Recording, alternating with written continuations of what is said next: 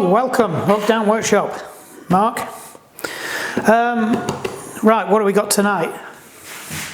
We threw the backlog. We're now starting another backlog. So this is Kath's bike. Not had this one before. We've done a few of her bikes. She had the two Planet X's, the blue one and the black one that we did a few videos on. This is a, I'm not sure how you describe this, London Road. I think they sell it as a gravel cum adventure bike. It's kind of, yeah, city bike, tourer. I think it's a bit of everything, to be honest. It's got flat bars, so it's kind of not really a gravel bike, but the frame's pretty much a gravel bike setup. Yeah, so it's just come in for a service and a check over. Kath's reporting she's got some issues with the gears.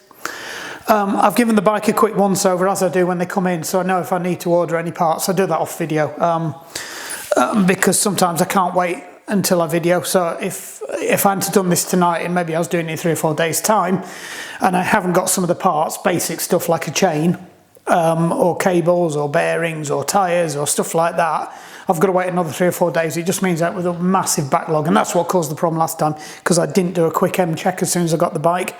So normally I do it when I get it off them. I'll meet them up there with the chain spanner and do a quick once over, give the bike a quick once over. I can usually catch most of the stuff, or I know what's going wrong with it roughly so that I know what sort of parts I'm going to need and whether I've got them or not, and whether I need to buy some in or waiting for definite. Waffle, waffle, waffle. Do you know, it can't make its mind about that. It's raining, it's sunny, it's hailing. Anyway, right. So it's a nice green thing, so I hope George doesn't see this. It's the first one of these I've had in, actually.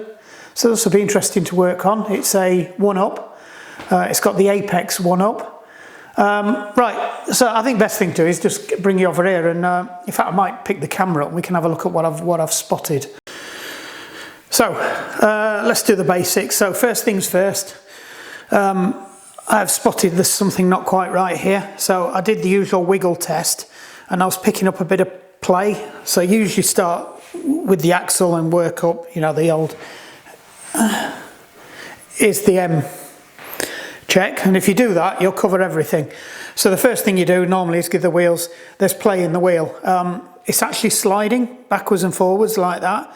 So there's definitely something funky going on with that. Don't know if you can see that, but that's moving about 3 or 4 mil and there shouldn't be any play in that at all. And I think possibly the only thing that's stopping it is it's hitting the brake pad. It probably will go further.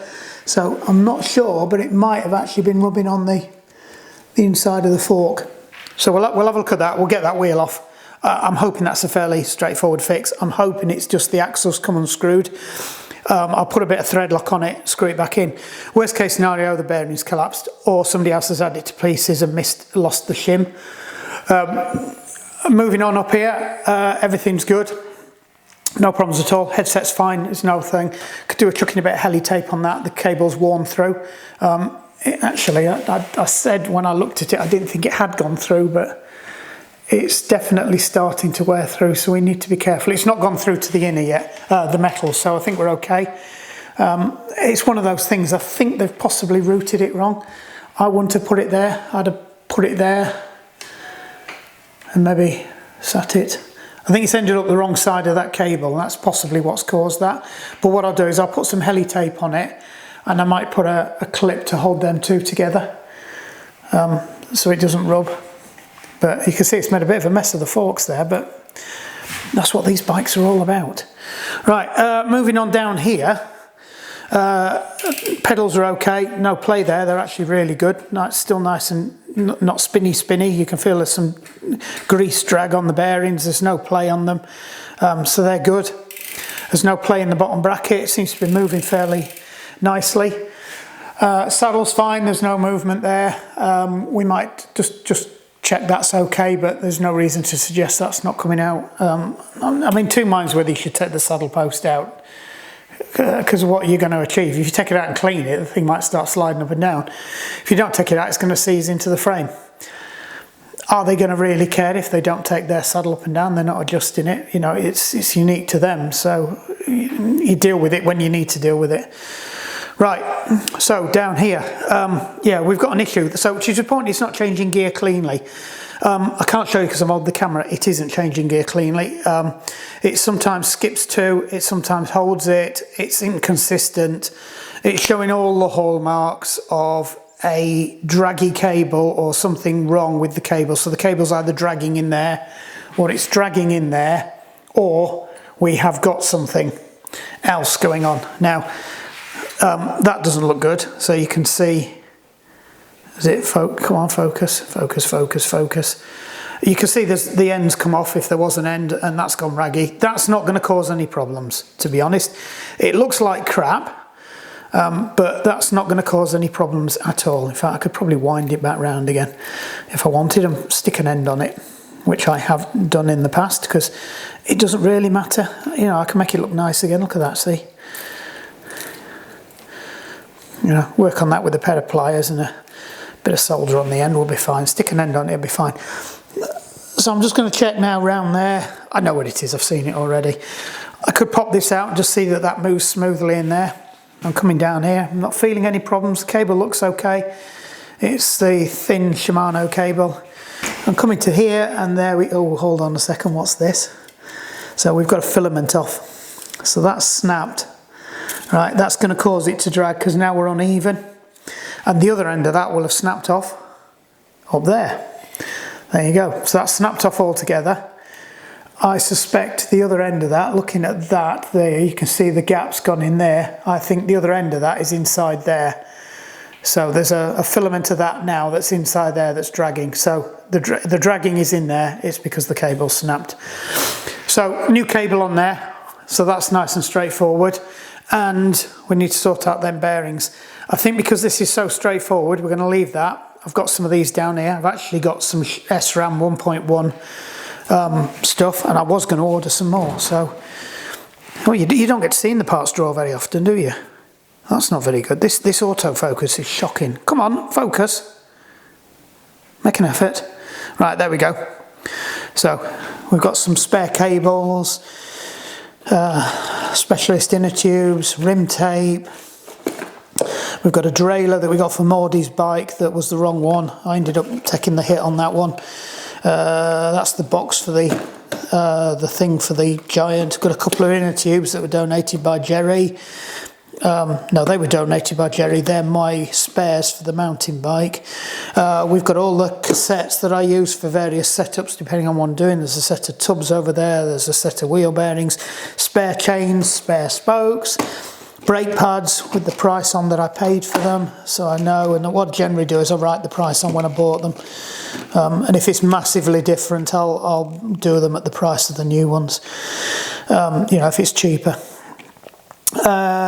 So we've got some SRAM cable, so we need that, and that's down to my last one now, and I've only got one more Ultegra one.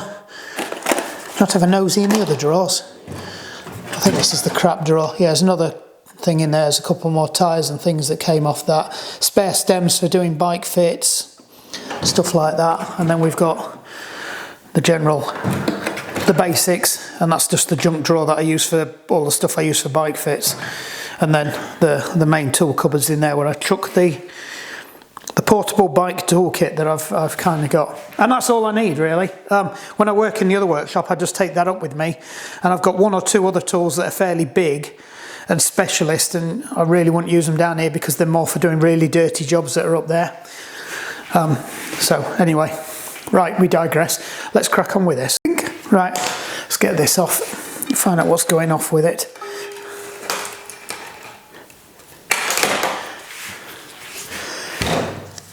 Right, let's have a spring count. 1, 2, yay, we've got 2 springs.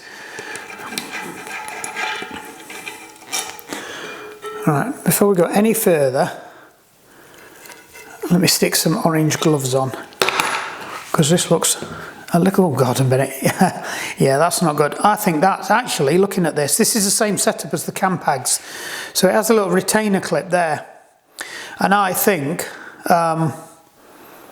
that's slipped. I think we've escaped. I don't think the disc has rubbed on the inside of the fork. I'm not saying that the wheel hasn't been rubbing on the inside of the fork though. I suspect because it's slid over, that's been rubbing on it. One thing I didn't show you on the M-Check is the back caliper is rubbing severely on one side, so that needs centering up or it's got a problem. Motion detected at the front door. Bum bum. Motion detected at the front door. Motion detected at the front door. I do need to buy a caliper, I think, for a micrometer for down here for measuring these up. There's a couple of times I've needed one, and my micrometer's up there, so I might get an electronic micrometer down here. In fact, mental note, I'll have a look for that. Right, let me go and get some gloves on.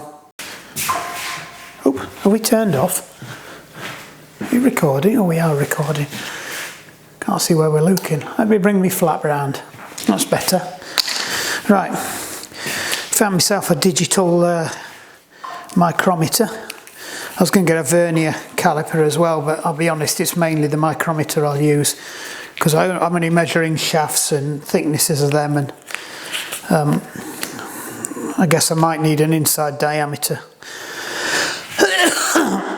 We'll see how we go. Could have just bought a set like the one I've got in the garage, a manual analog one with the scales on. Right, let's get some toilet paper. Actually, no. What do we do with it?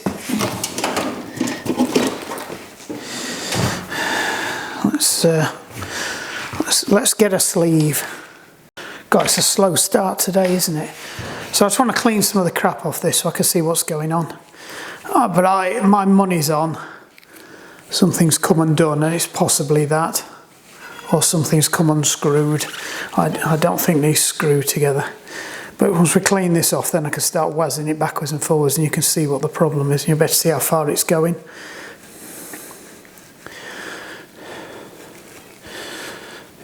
Right. So can you see? No, you can't see that. Let me bring it round here to you.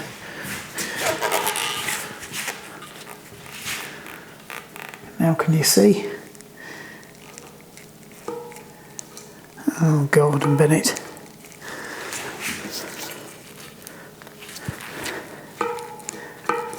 Yeah, that's sliding in and out. It doesn't feel like the bearings are gone. It's fairly smooth. So my initial assessment is it is that. So they use that system on the Campag Zonda rims as well. It does look like somebody's been in there already. Let me get a poker. Get a tiny Allen key. It's really dirty in there. It's obviously picked up some dirt from the trail. Design works well for road bikes. I'm not sure this is a good idea for mountain bikes. And that screw looks, that cap's head bolt looks very susceptible to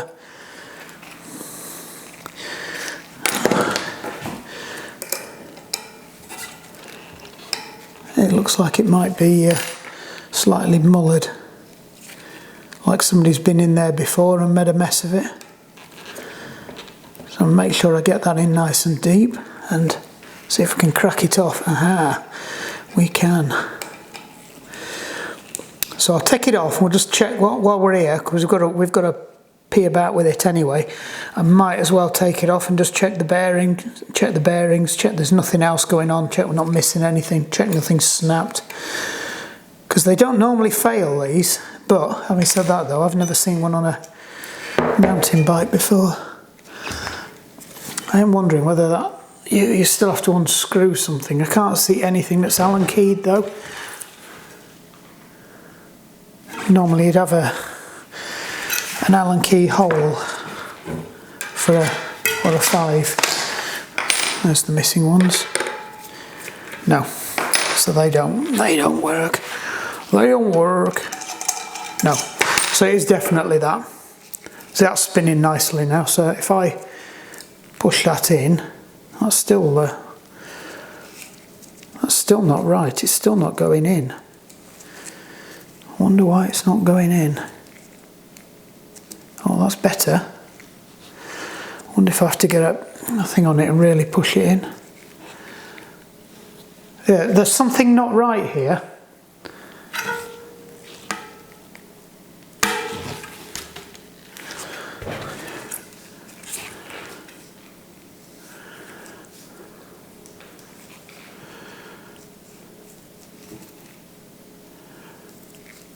Is it possible that's on the wrong way round?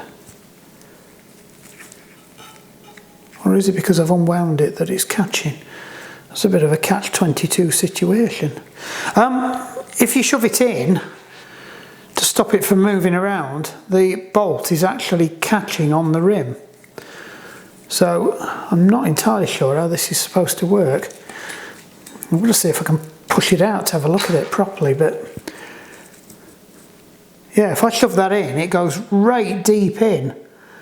So I'm wondering what's going on. Unless I might have to talk to the owner about this. I wonder if somebody has serviced it and they've lost the part.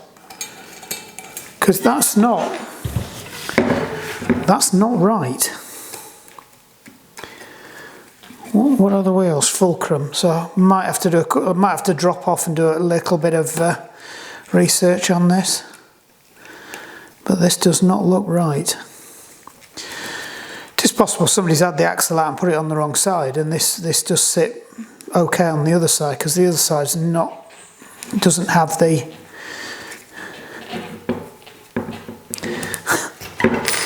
let's go. The other side doesn't have the thing, but I suspect it's exactly the same.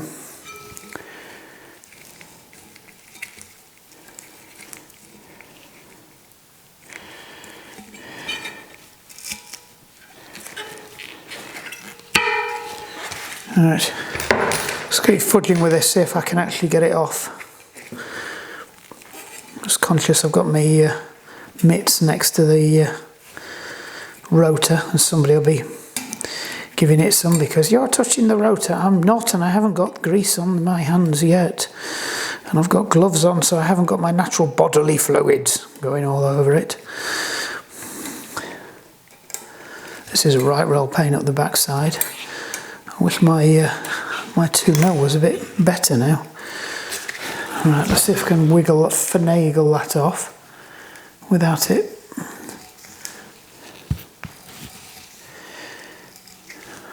The trouble is, as soon as I hit it to knock it through, it's jamming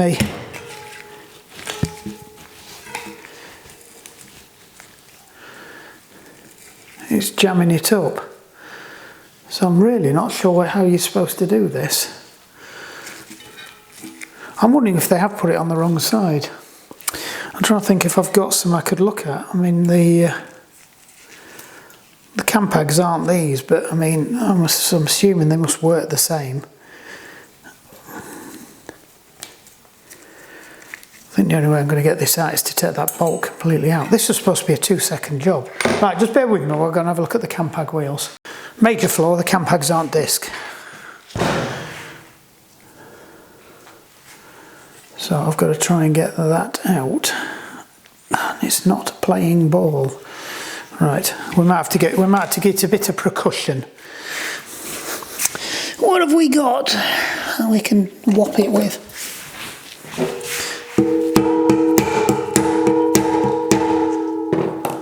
Nope. Oh, it's coming out nicely that side. Aha, that's got it through anyway.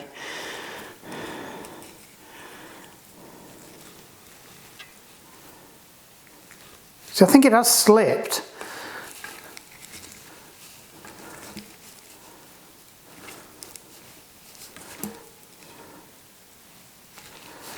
Right. That's knocked that in. So let's just see if we can find something to push that down with. Nope, next size up.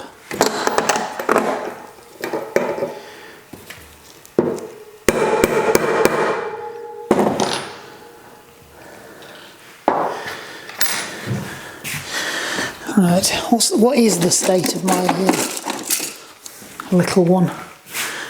I think it's littler than that.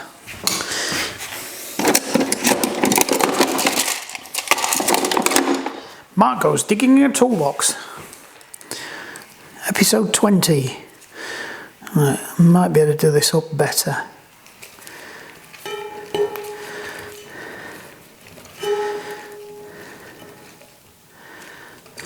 Right. Right, that's still got a bit of play on it, but it's not catching now. So let me see.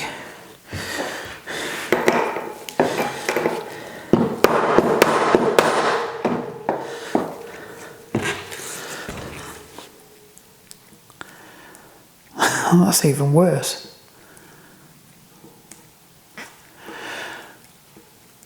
I think I know what's happened. I think the bearings have slid in.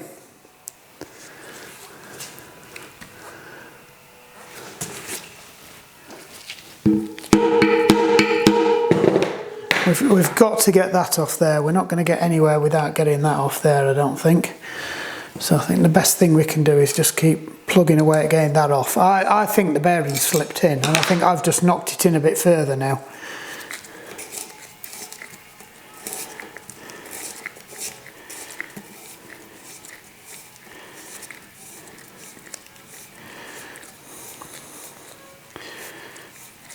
It seems to be wanting to come out now.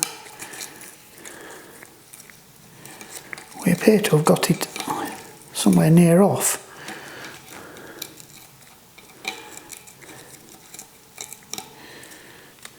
Right, let's hold on to that. Right, it appeared to thread off then, which goes back to my original theory that something had come unscrewed. Right. Yes, we've got you. Right, so that comes out. So in theory, this should slide through. Now, I think there should be a split pin on the other side of... Right, so let's start stacking these up.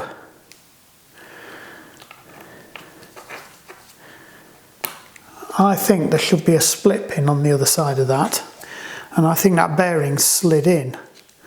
And it's knocked the split pin out, or... Yeah, because there's no shoulder. See, I think there's supposed to be something that stops that bearing from going in, and I don't think it's stopping it. So let me see if we can knock it out. I have to be very, very gentle with this, because I don't know if I've got any spare bearings for these. I suspect I have. I think when I looked at it, I thought I'd got a spare rebuild kit.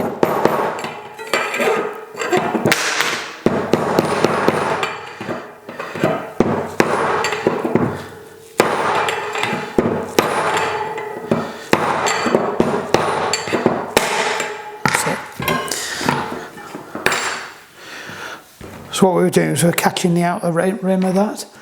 Right, so why is that doing that? That's interesting.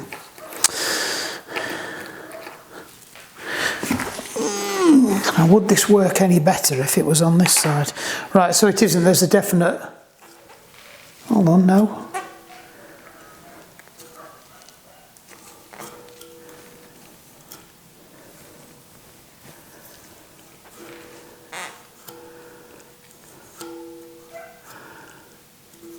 I can't tell. I can't tell whether that's machined or whether there is a... Because normally you would see a...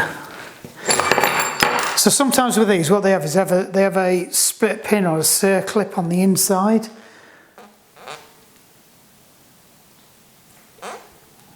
I don't think that's the case. I think that is just a...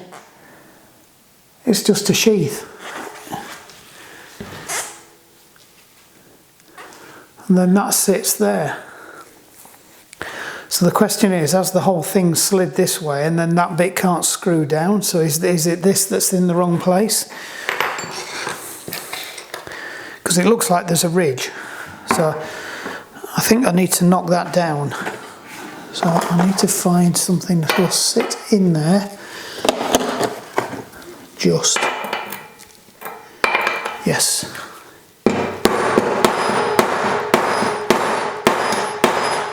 No, that's hard in. I think that is a machined edge by the looks of it. Right, so let's push this one back in. Oh, that's just dropped in.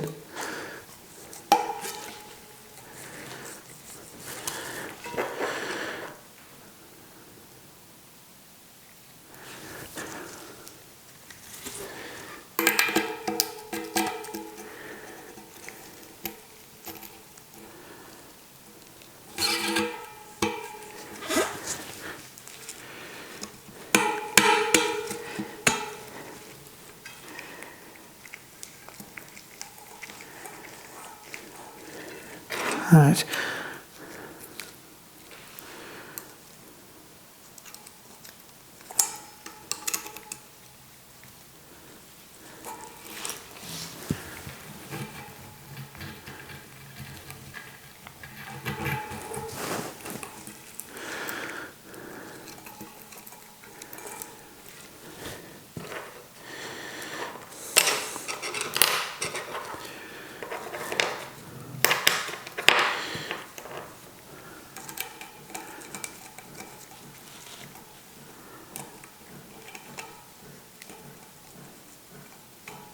So that's definitely the right way round, and that's then screws up.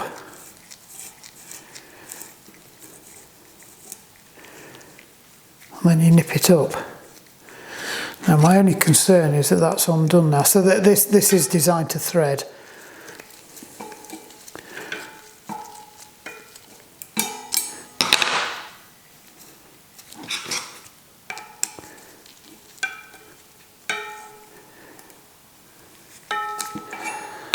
Right. I think that's what's happened, it's come unthreaded.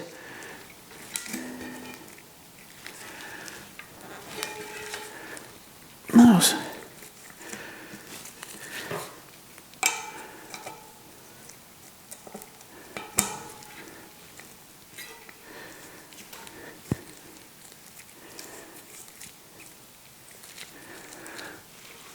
Wonder whether somebody's put that washer on the wrong way round, because it's definitely not moving now. But there's a gap behind there, so I think that's the wrong way round. So we'll put it back the other way round, because I think I might have just put it back on the opposite way to where it came off, or I've not got the thing on in the right place in the first place. I think we just need to knock that out. Can I do it with this? I'll push the centre back in. I shouldn't have pushed it back in yet. Yep. Don't need that in yet. That doesn't need to go in until the end.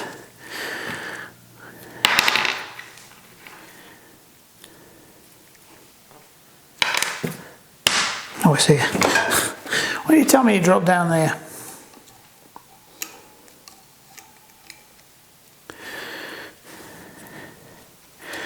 I'm wondering whether I didn't have that on. Oh no, that's how it fits.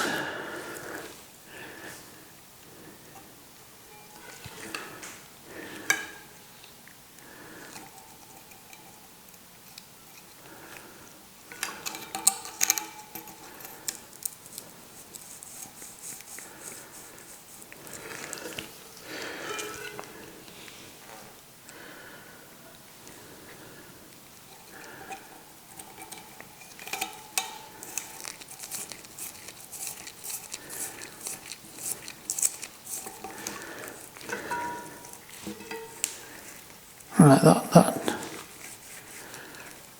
that doesn't spin at all.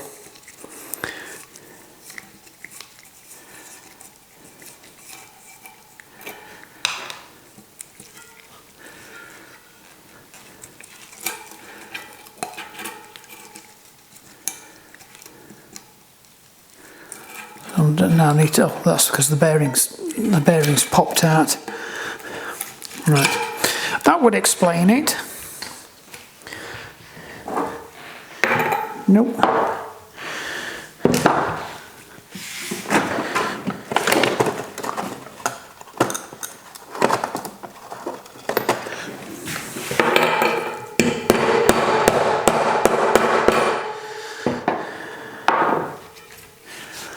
Right.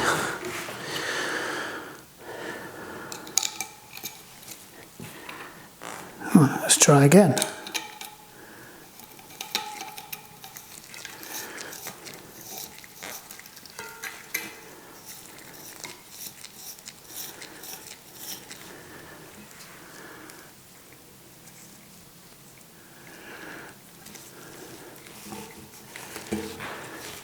I think somebody has had this apart to service it, and I think they've put it back together wrong. That's my theory anyway, because I think this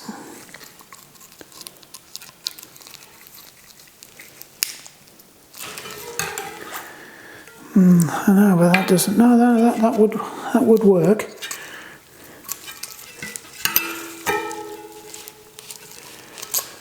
I'll knock that out though.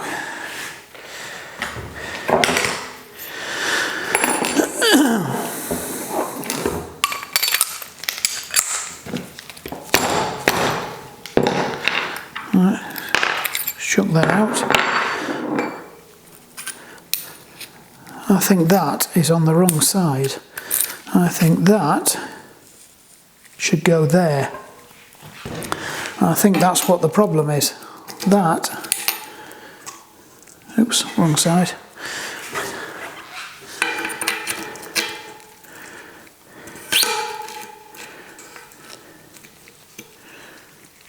Right, now we're getting somewhere. So same with that, that bit goes in there. This bit screws on. I think that's what's happened. I think somebody's serviced this, pulled the through axle out, and they've not done it properly. They've not put it back together properly. They've put the washer on the wrong side.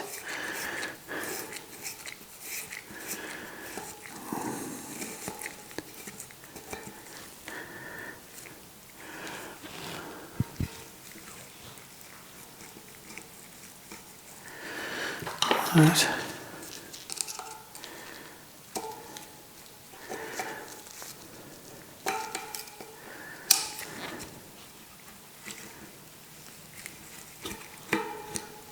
Still doing it.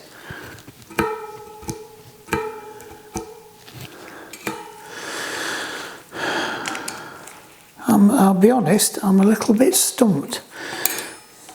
I think the only thing I can come up with now is that we are missing a bit, or this whole axle's in the wrong way round.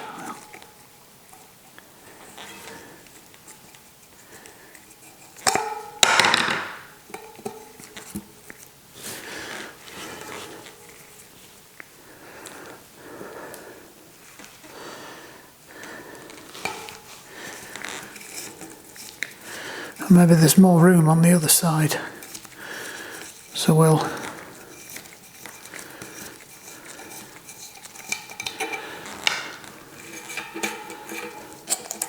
alright, so we'll leave them there. Let's flip this over and see what that does for it.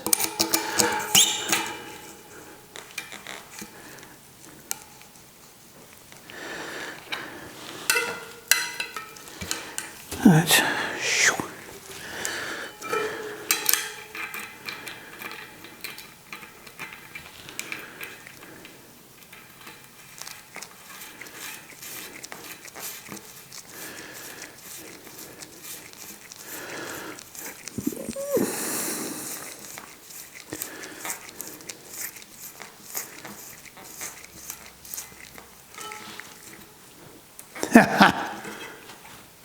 Yep.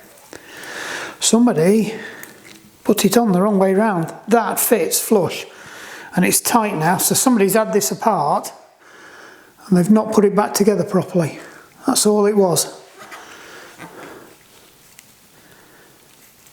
So I need to find out who serviced it last.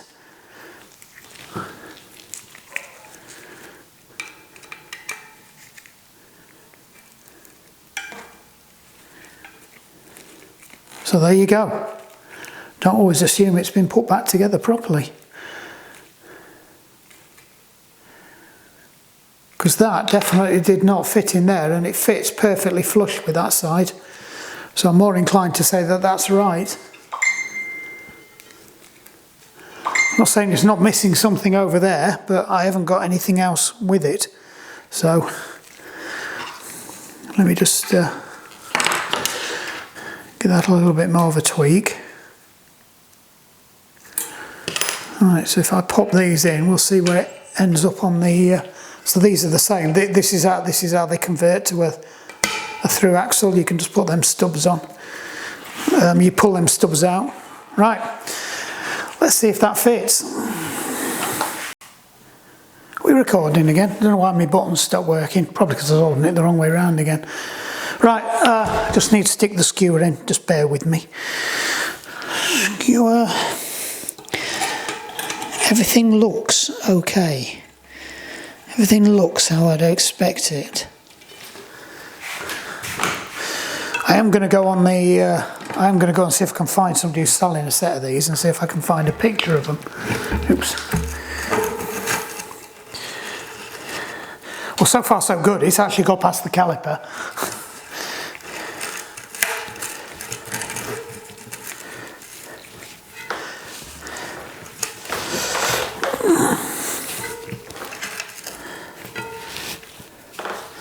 Right. Perfect. It's not dragging. Quite a lot of play in them. Wonder if they'll pump up. Brake pads look okay. There'll be a bit of life left in them. Right, big thing, does it move? No. Right, that's what it was. Whoever serviced it last put the axle in backwards and had the shim on the wrong side of it as well. So, yeah. A bit shit, innit? I'm a bit concerned about those threads exposed there. I would have thought there would have been something over the top of them, but that fits flush. That cap on the thing that screws on, that fits perfectly flush, so no shit and crap's going to get down there. There's also another catch plate behind it as well to keep the crap out of the bearings. So, and there's plenty of grease in there, which makes me think somebody has been in there. So I'm wondering whether it's been to the dreaded manufacturer's in-house servicing. Right, I think we've cracked that. That was an interesting one. That wasn't what I thought it was going to be. I thought I was just going to have to tighten the cones up, but they just wouldn't tighten up because that physically wouldn't fit inside. Right, the card was full. That was my fault for not deleting the previous one, so I'm not sure where it cut off. So just saying, the only thing I can suspect is that they've had it to pieces. They've put it back together the wrong way around because they've looked to see that that was on the back wheel. That is on the crank side. But it physically doesn't fit in that recess, and because of where the bearing is, that's just where it ends up, and I don't see how it can end up, how it can fit anywhere else. So I think it's right. I will check on the Fulcrum website. There's no play. The disc's sitting where it should do, so it suggests that bits as it should be. So who knows? But we will check it. But it's working now. It's not playing about. That's all that matters. And it physically didn't fit. I think that's what I was saying before the camera cut off. That when it's on the other side, if it was catching and it was spinning that way and it was catching on that, it would have undone it, and that's why it's come loose. So it's wound it out to as far as it can go. So now what happens is if it catches now, it's going to tighten it up, and it's got nowhere to go anyway. So I think that's right. Personally, I'm just a bit concerned that there's nothing protecting those threads there, but that's obviously how it works. Don't know, I've never done a mountain bike one of these before, so interesting. Right, let's tear into this now, which is where we got to, just as I realised we were full. Right, I might as well show you the symptoms we're dealing with. So it goes up, I press down, nothing happens.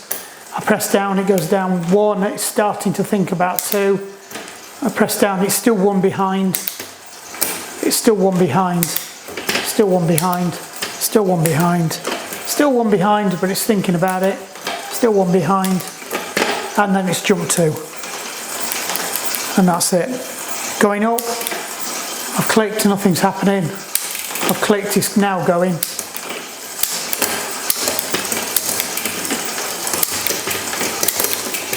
think it might have jumped to now. Yeah. Yeah, it's catching. And you can feel the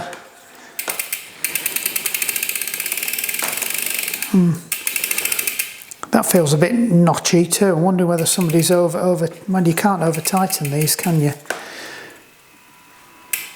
Right, we need to do something with that because that's definitely dragging. We'll centre that up, but let's sort out this cable first. It needs a new cable. So, brought everything we need for this one. So we've just done one an SRAM this morning, haven't we? So got the right one of them. Right, remember to look at where it goes. Oh, it's got some weird arrangement where it goes through a hole and pops out there. That's a bit better than the one we were doing this morning.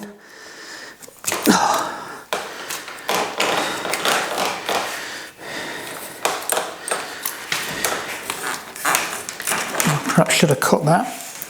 Right, let's have a look where the damage is. So, can you see that?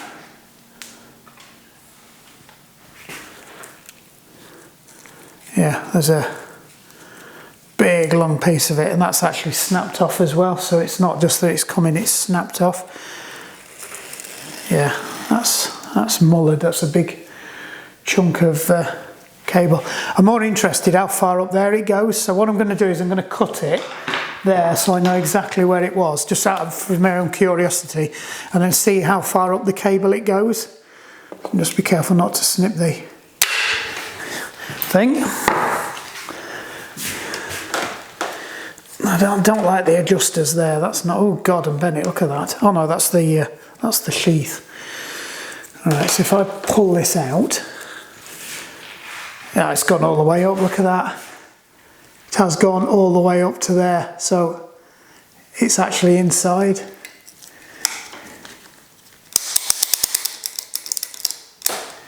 Yeah, I can hear loose. Oh, that's. Oh no, that's bad. We don't want that. Right, so where's the cover? Is there a cover on this one? I'm wondering if there's a cover. I've never done one of these before. So I'm wondering if there's something there. I might have to drop this down so I can see it. If you remember the one I did, the one I've done previously, I did comment the fact that there didn't appear to be any cover or anything for the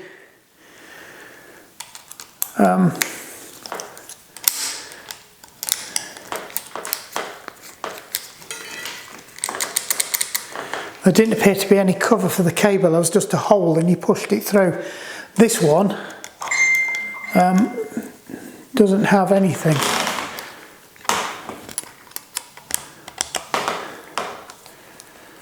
That's a bit weird. That's the Torx.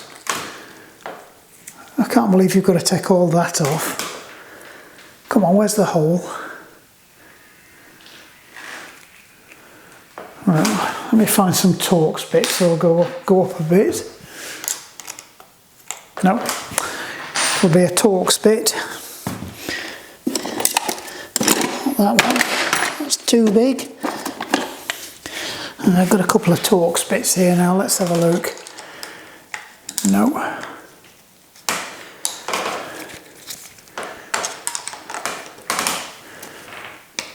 Right. I should be able to drop the mechanism off this holder, and then I can have a better look at it. Right.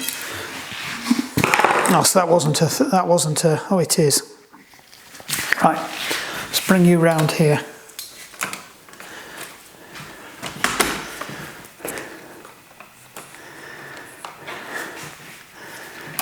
Oops. Sorry, I'm banging the camera, I shouldn't do that. So somewhere, hold on a second, what's this? Cable cut, CC, cable cut, there you go. That's not very helpful, is it? you're supposed to get that out when it's sort of strung up there.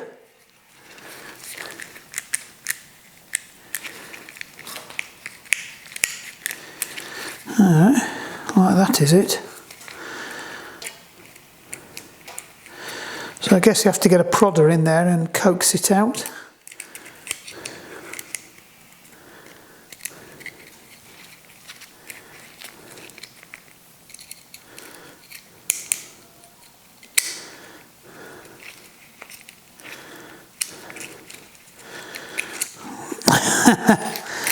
Oh God, look at that. Can you see that? It's... Oh, I'm going to have to cut it. It's mullered right the way up. So there you go, that's why it's been dragging.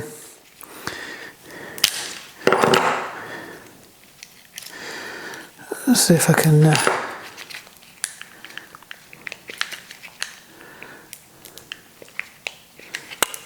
Come on. That's it. There we go. We're out. So again, wind the adjuster all the way in. Oh fuck it! It's got lumps of cable in it all over. This is what causes the problems. When they fray, they end up inside. And if it gets wrapped around some of the sensitive stuff, particularly on the STI stuff, I just hope that's not snapped, or we're going to have to go deep into that. Right. Oh. It had snapped, so there's another bit of it there. This is the problem, you see. If it snaps, it gets fast around the mechanism.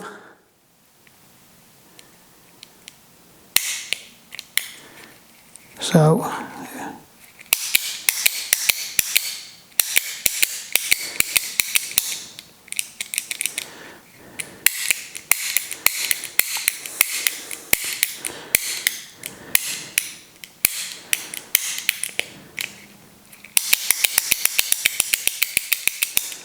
right, I think we've got it all out. That's exactly what you do. I mean, you can imagine that in a 12-speed, 11-speed road bike shifter. That would be an well, I've seen it. It's in an Ultegra. It's an absolute nightmare. I mean, it's mullered the full length. So I'm surprised that was working at all. I don't know if you can see that. Afraid not. Right, just to make life easy for myself, if I slide the cable in now before I put it up there, it'll make my life a damn sight easier. It also means I've got to buy some of this flipping cable now. The prices have come down a bit. I paid between £5 and £8 for this over the last few years. £8 definitely for the Shimano stainless steel rolled stuff. Don't buy the coated cable, right? So top tip, don't ever buy coated cable. Don't ever buy galvanized cable. Just buy stainless steel smooth rolled cable. It will last forever. Most of the problems I see are because the coating's come off or the galvanizing's gone shit. It's not actually very often you see a frayed cable. It's the coating that's come off that causes most of the problems. Right, so that's there. We just got to stick that back in the thing now, which was one of these, I believe. Right, let's not rattle you around this time. Let's move. All right. So, taking care not to break anything or stand on the cable that's on the floor and making a mess of it. Right, make sure that's in, because if that's not in, that's just a world of pain and muck and shit that's going to end up somewhere where you don't want it. That way round, because not like I normally do, and try and mount it the wrong way round. Fortunately, I'm in Crocs, so even if I do tread on the cable, I'm not going to knacker it. The brake levers are in a really weird position, which isn't making this easy. They're like I don't know, weird position.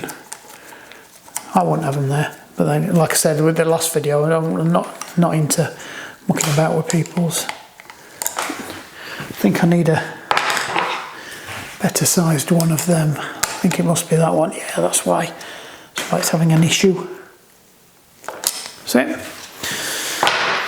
All right. Remember, the stainless steel, you don't need to grease these. They're smooth running. The inner within the cable should be enough to run with it. I am going to pop a bit of grease on that though, because they are a nightmare if they end up like that one's done, seized. So let me just, so that's seized, and there's no easy way to get that out. So I'm going to have to get the pliers on it. So it's going to churn the plastic up a bit, but it's seized. It's no use in the ornament as an adapter, as an adjuster, because I can't flip and turn it. And it's got to be long nose pliers as well before you start going, oh, you should use different pliers, because I've got to get it round the frame. Right, I will just put a bit of, I was going to put a bit of grease on it. I think I might put a bit of Mully Slip on it. Look, it's even stuck in the holder. That's supposed to be on a spring. So that is supposed to be in there on a spring. So I'm just going to have to knock that out. Yeah, there you go. So there should be, there you go, the spring's there. So we'll have a bit of grease on that as well. So it's just in a really bad position. So all the muck's got down there and it's just jammed it up. So get some red grease on it, on that bit. Smudge it all around.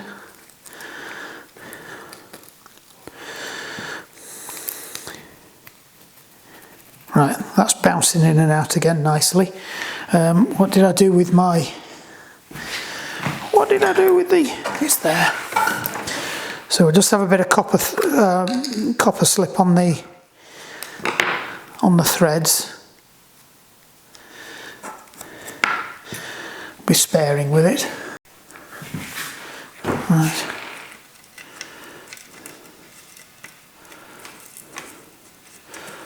So if I was doing a full stripped down bike thing, this is the kind of stuff you'd be looking for. All the internal cable routing, entry and exit points as well, making sure that all the little cups and ferrules and things aren't stuck and welded in, because you know this kind of stuff, it'll catch you. It'll get to the point where you won't be able to shift it, and then you've got to get the blowtorch on it, or you just have to write it off, and that's not the shifter, that's not the adjuster anymore. You have to put an inline adjuster in. So we don't really need the adjuster here. That's the thing with it, because it's got the adjuster up there, but they can only adjust so far. And as you saw in the last video, they if you wind them out too far, they're susceptible to issues as well. So we'll just wind that out a bit again, so it's got some play in it. We might have to give that a quick clean, because I've just got copper slip all over it. Right, these gloves are brilliant. Have I mentioned that? I don't know if I have.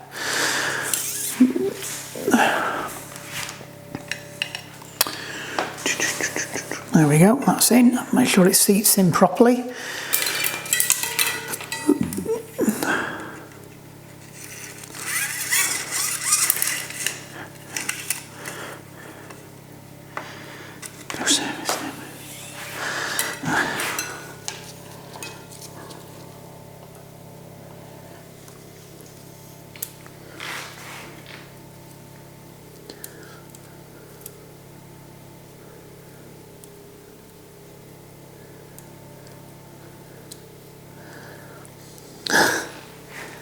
Got to thread it through a little tiny hole, and it doesn't want to go and play, and of course it's full of muck and crap. I really don't like this, and I've said it before.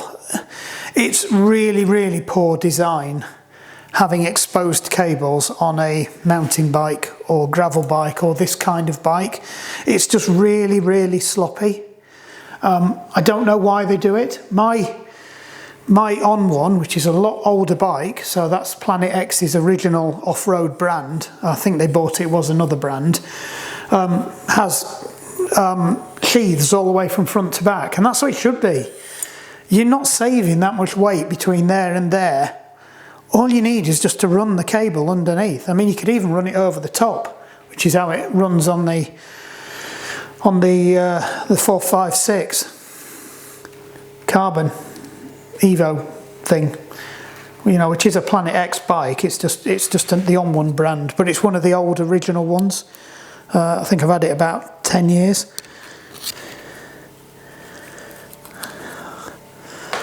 This is faffy as well, by the way, in case you hadn't worked it out. This is new to me. I've never done one of these before.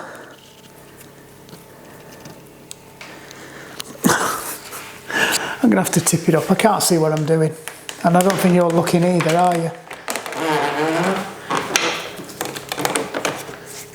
I'm at the back end now. Why don't you come round to the back end and have a look? The problem is now I'm going to be stood in your way for most of this. So, try not to trip over the toolbox tray. There's some kind of a hole or something. I've got to slide this through to get it to come back round to there. I think what's not helping is where the chain is. I'm not sure that's helping either. That's definitely not helping, because it's not even all the way down, that one. Why do I get the feeling I'm going to be having a look at this to see what's going off with that one as well?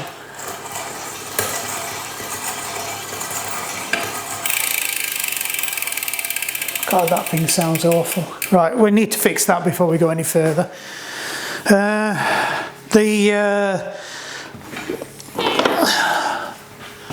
maximum play extenders are not right.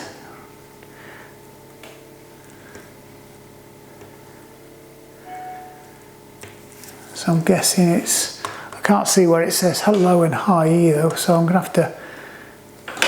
Oh, flipping Allen key adjusters.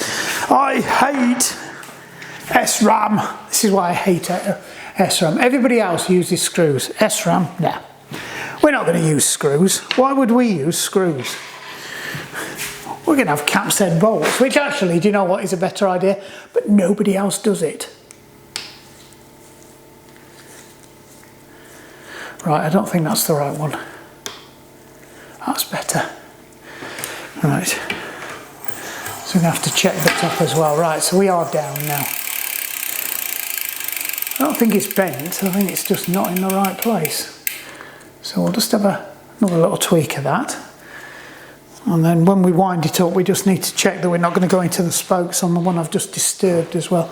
So this comes down here, and I've got to get it through a hole that feeds into there,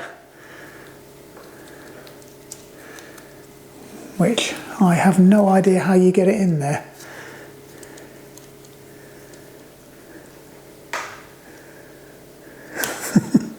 Fiddly! Nope.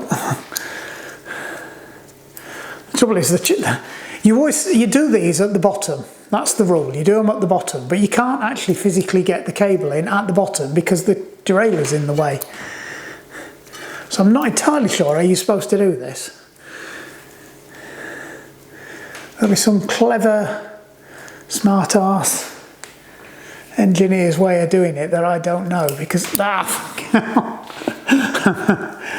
I hold on a second, I remember now, these have got a catcher on, haven't they? It's the finger remover. I just booted you. Yeah, let me see if I can zoom you in a bit. So these have got a pin to move that out of the way to take the slack out of the chain. One of the bonuses is that it obviously moves this out of the way, so I can now get this in. So I knew there'd be some engineer's trick for this.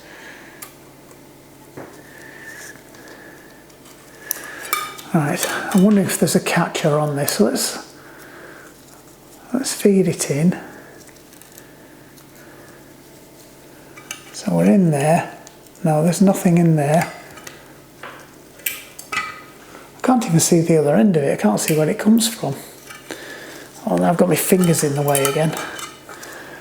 It might have to be a wheel-off job in a minute.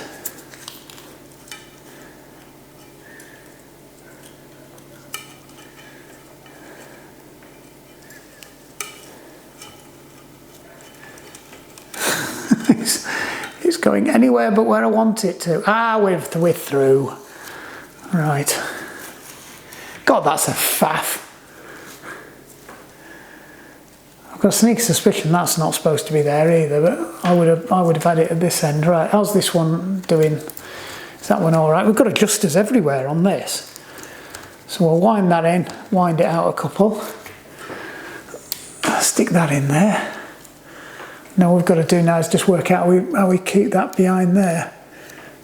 I think that looks about right. That's going to fall out now as soon as I let go of it. Correct.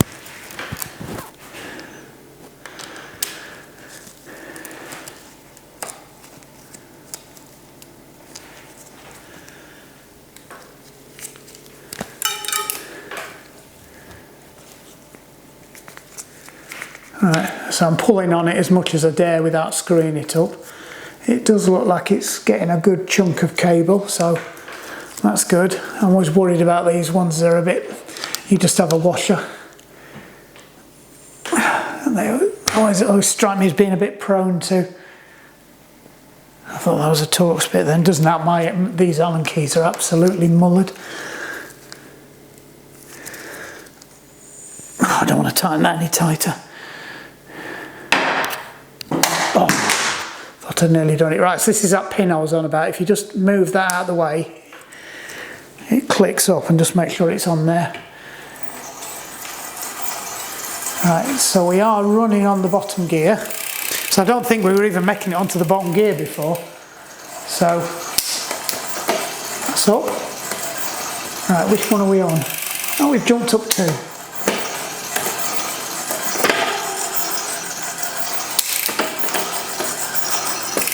Right, so I think that wants to wind in, wind in.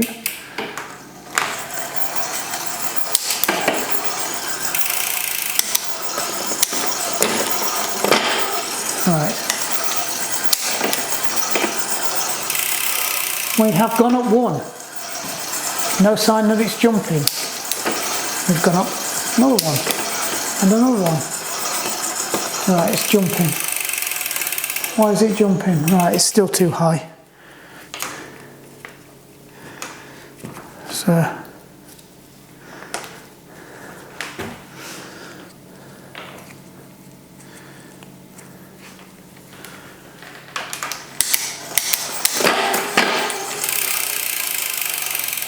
I'll just wind that in a bit more.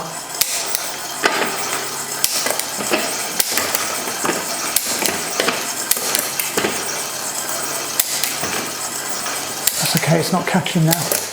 A bit finicky, these Apex. They're a bit like the Tigras on the.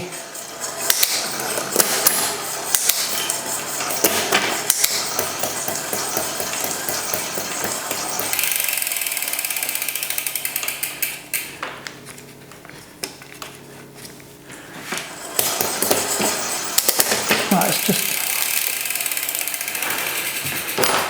cut this off before I eat it, because you can see it coming, can't you?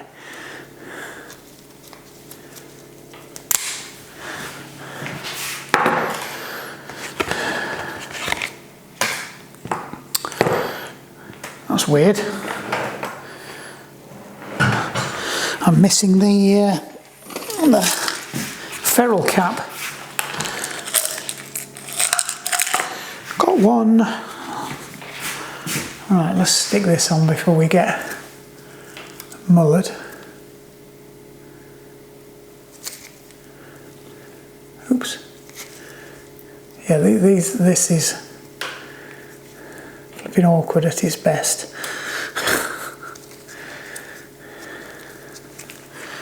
I found often with these, it's the same when you're crimping wires. Sometimes it's easy to hold the end in the device and then feed the cable in and then get it. Nailed it. Got it. Right. That looks a bit better. Right, so we're up now. Let's just check we're not going to go into the spokes.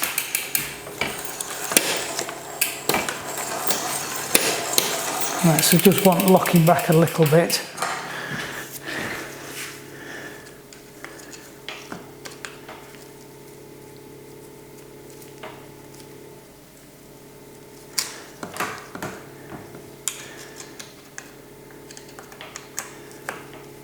There we go. Let's check it goes back up now.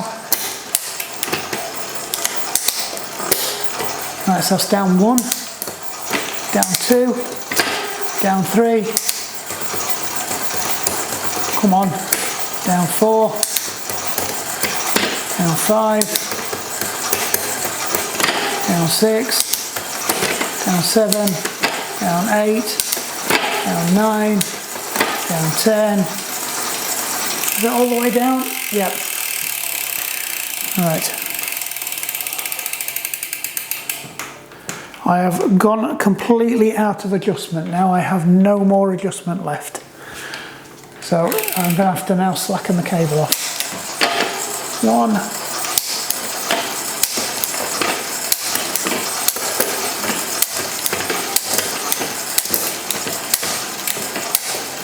Right, that's okay, it's going up lovely. It's just hesitating on some of these coming down. Not too bothered, there's like that's better now, that's going now. The cable will stretch slightly though, these stainless steel ones are pre-stretched. Right. Get my fingers stuck in the pedal. Right. That's good. We've done that. We've done that. We've done everything else. All I've got to do now is just fix that flipping back brake. It sounds minging. Are we back? Right, I'm just going to drop the back wheel out because I just want to check the disc. It looks like it's been rubbing for that long that I'm a bit concerned. So we'll put that there because I think that's what you're supposed to do with these. Like I said, and that just makes life a whole lot easier to get that big old thing through there. Right. So that looks like it's been rubbing on there for a while. It's definitely worse on the other side as well. So look at these brake pads.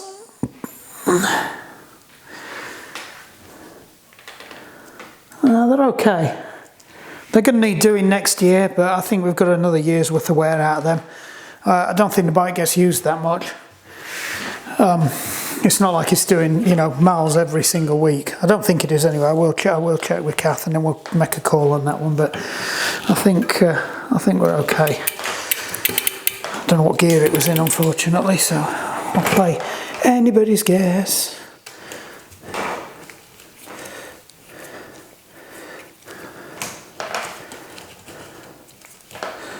Right. No. Oh. Now it's working. I wonder if the back wheel just wasn't seated right. Of course, that means we've got to check all the gears again now. That feels a bit wobbly.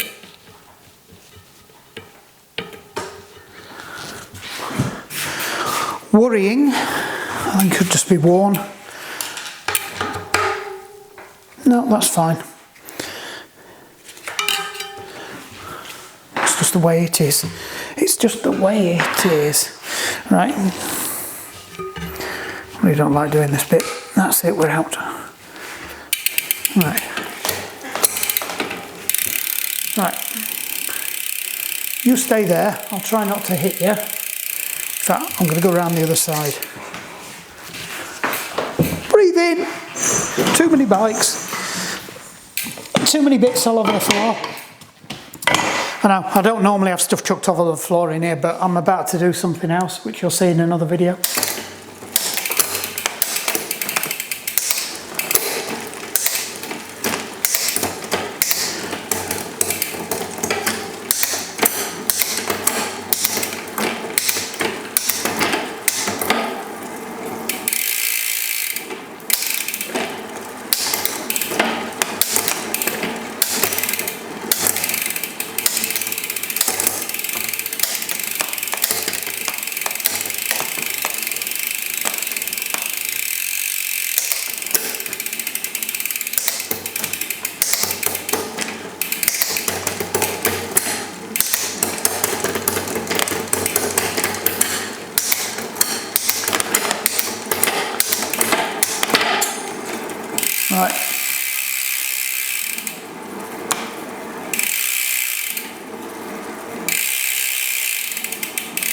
That bottom bracket sounds rough.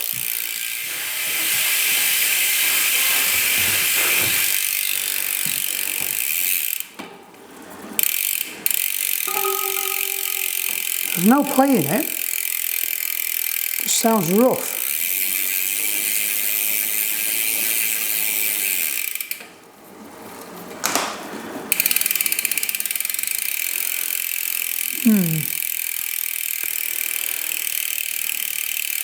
Right, I'll warn Kath about the bottom bracket. I'm inclined to leave it because there's no play. But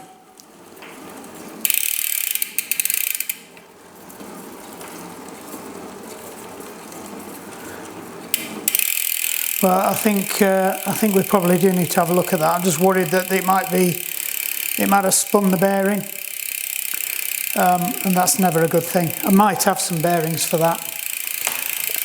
It's a bit weird because it looks like a Shimano style 24mm, but it's SRAM and they don't usually use that. So let's just pop that off. I think it's a normal crank extractor. God, this is turning into a right flipping epic.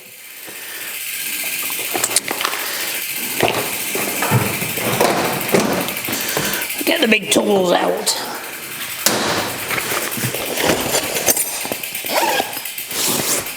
Shift that out of the way so I don't get dirt on it. Dirt. And I need an 8mm. Is that an 8? That's an 8. Right, so what's that one then? That's a 10. So I've never taken one of these off, so I don't know what it is that it might be.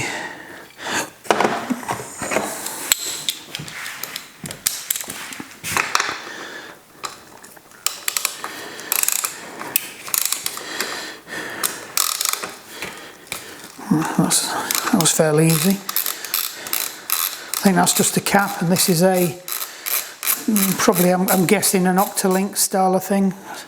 Yeah, it does look that way. Where's the other one? Where's the 8 gone? I took it back down here.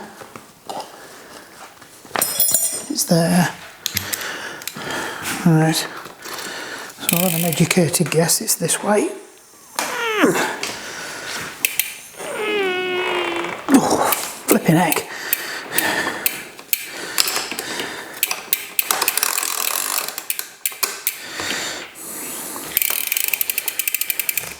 I might have to put this on the floor to do this.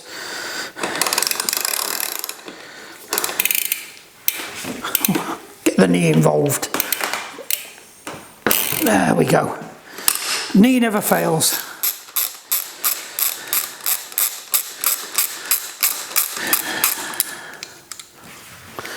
That looks pretty shitty. Right, where is it? I know you're in there. Hopefully this fits. Oh yes. So you've seen me do these before. Make sure it's in all the way before you start tightening this up. I haven't got a percussion thing, so I'm going to have to do it the old-fashioned way today with a spangler. I'll stick a 12mm in there.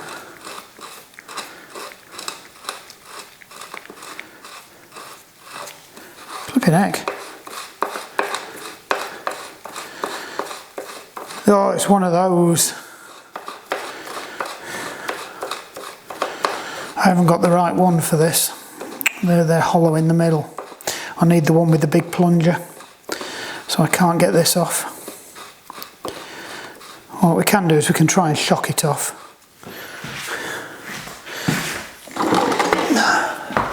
So, right, things have escalated. Sorry, I didn't realise the battery had died off. I haven't got a puller, so what I've done is I've put the bolt back in, wound it back a couple, and I'm using the actual that to press on the bolt and then draw it off. It's not the best idea, but I realised I had got enough threads in to do that. It just means I'm inching it off, so You'll find it's stuck again now because we've pulled it back out to that, so we'll just slacken it off a couple of turns.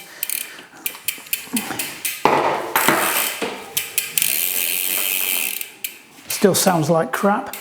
Then we'll just wind this in, just making sure that that middle piece is well out of the way. Can you hear that bird? It's off again. Right, so we're on the top of the bolt. So if I do that, it's really moving quite nicely now. That's it. I've hit the bolt again, so I just need to.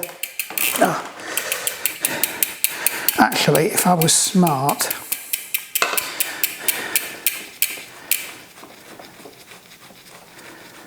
I would take this out, and I would see if I can fit an 8mm down there to undo it, to save me having to keep going back in. And so we're doing that. Turn that back. That's quite loose now.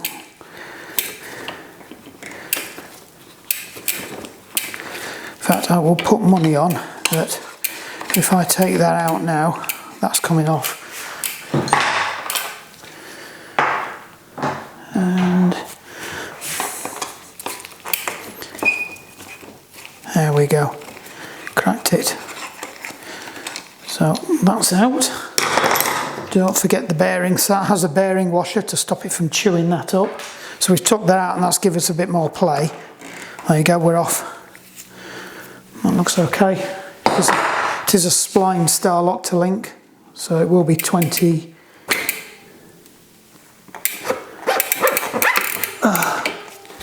It will be a 24mm, I think, unless they use something weird that I'm not aware of.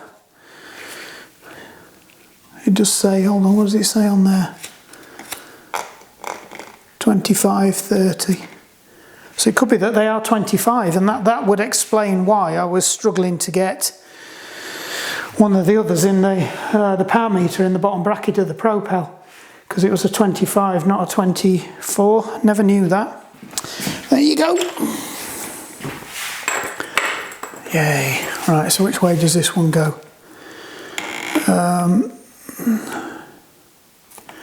Doesn't say. Somebody has had this off. You can see there's marks. There is the mark of the mark. Right, so this is the left-hand side. So it's the opposite on cranks. So we take this out like we would do normally. Oh. Oh, that's not good. Hold on. Let's remove the spline cover. So that's supposed to keep all the crap out. Actually, while I'm here, we could have a look at that, see if it looks like it's spun.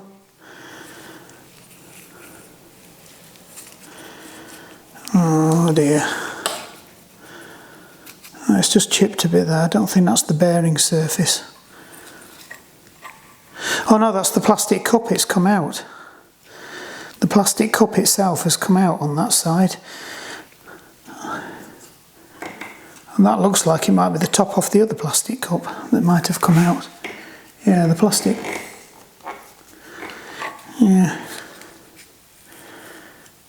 Yeah, so that's come off. Right, so it doesn't look like it's spun, but even if it does spin, it's going to spin on the plastic cup. So that's why they are a 25, because it's a 1mm plastic cup. That feels okay. Oh my god, that feels like a bag of spanners. Right, it's the bottom bracket's gone.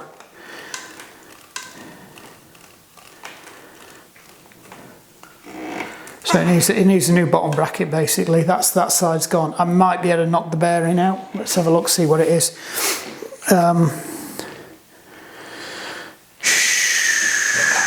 I do have some more bearings, but they're up in the garage, and I really didn't want to have to go up to the garage tonight. Right, I'm going to need you out of the way a bit, I'm afraid, sorry. So I'm just going to try and catch the lip. I have got a bearing puller But for these, I think it's easy enough to just catch the lip. The bearing's knackered anyway, so it doesn't really matter. Just keep teasing it out. In fact, I'm not going to get it out because it's got a split pin in it, I can see now. Oh! I can sit there banging away at it all night and it's not going to fix it. Well, we'll go underneath. Whoops. Not leaning on that, we won't. Right, oh God, this is mullered around here. Right, where is it, where is it, where is it, where is it? Come on, where are you?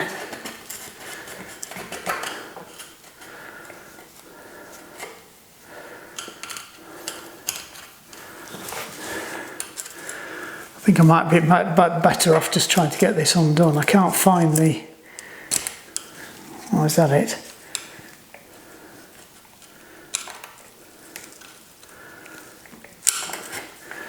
I might be able to find it, but I might not be able to get it out. Right, I have found it. It's there.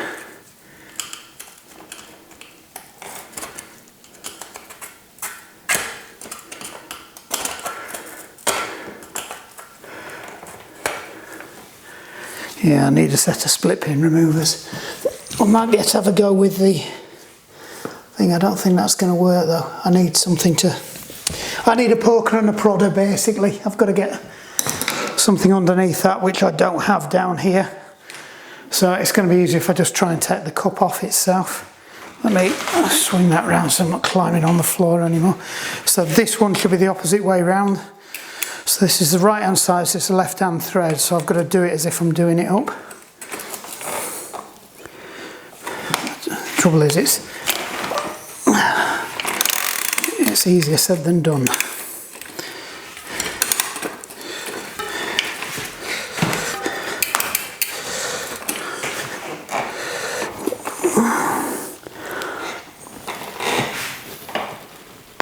Oh, flipping heck. I hope this isn't welded in.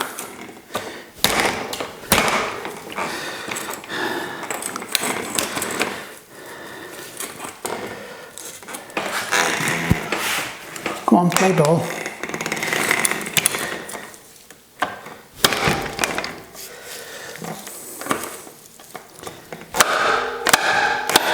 Yay!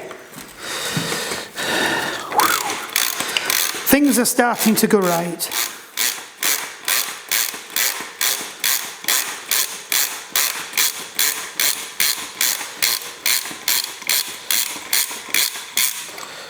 Right.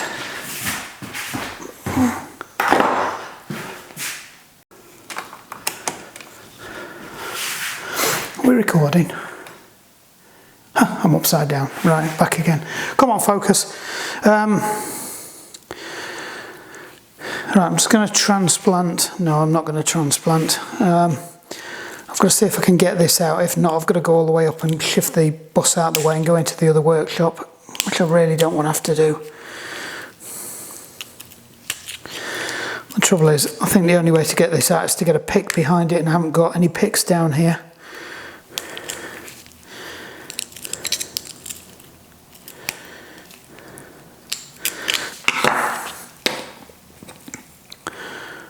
Drive side, that's okay, 0.6. So what is it? It's a GXP. We've had one of these before.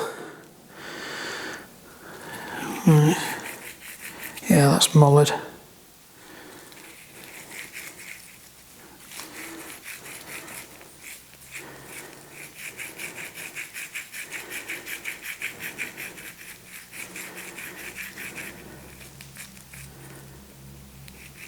Yeah, that sounds awful.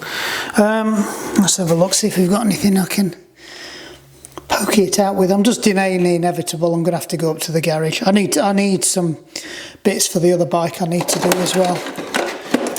So I think the best thing I can do is I'll take this up, I'll pop that out, I'll go and get another, I'll see if I've got another bearing, and if I haven't, we'll have to order one up. I'll not bother taking you up there for that, because it's going to be a whole load of faff I haven't got time for, really. Sorry.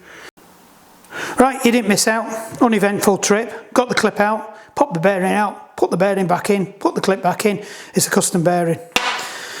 So I haven't got anything to fit that, so we need to order a part, and I was hoping I was going to get away with this. So that's drive side. Weirdly though, it seems to have freed up. It's not as bad as it was. So I can pop it back in and see what it sounds like, but I still think we're going to need a new one there. It's pretty mullered. So I'm just going to quickly dive on to Tinterweb and to do some blip-de-blooping, and we'll see how much they are. Right. Ooh, you're looking at me. Oh, God, that's stiff. Why is that so stiff? That's better.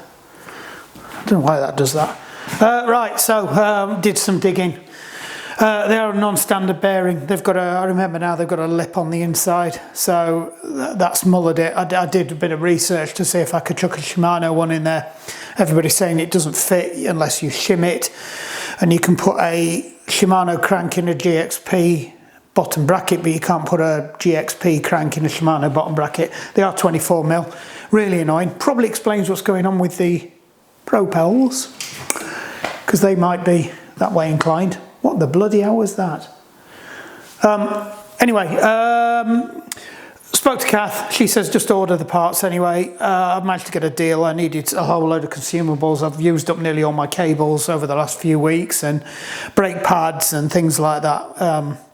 We're coming into winter. I generally burn through a shit ton of brake pads, and now I've got both bikes are on discs. I've ordered some discs, chains, cables. I've ordered a proper extractor for that, which I've needed for ages. I actually managed to get a Park Tool one. Another bloody Park Tool, 16 quid. That's a great bargain. I mean, okay, I probably could have got one for about £5 off eBay, but that's a Park Tool one, so I know it's not going to muller anybody's crank, because I'm really worried about when you drive in them in, especially with some of them, they pop off with a rate bang. So I better use that on most things, so that's good. Anyway, right, so I suspect this is going to be just the one video, because all we've got to do is just drop the crank back in again, whip the chain round, and it's good to go. Everything else is running nicely. Shouldn't have really done that, should I? That's sorted itself out. Everything else is done, so it's just a case of lobbing the crank on. So next time we come back, it'll be just to put the bottom bracket in. I'm going to quickly reassemble this, and then we'll disassemble it again. It's just that it makes it easier for me to move it around. I can go and store it somewhere else. So I will stop you and then restart you, and you'll be on time lapse, I suspect.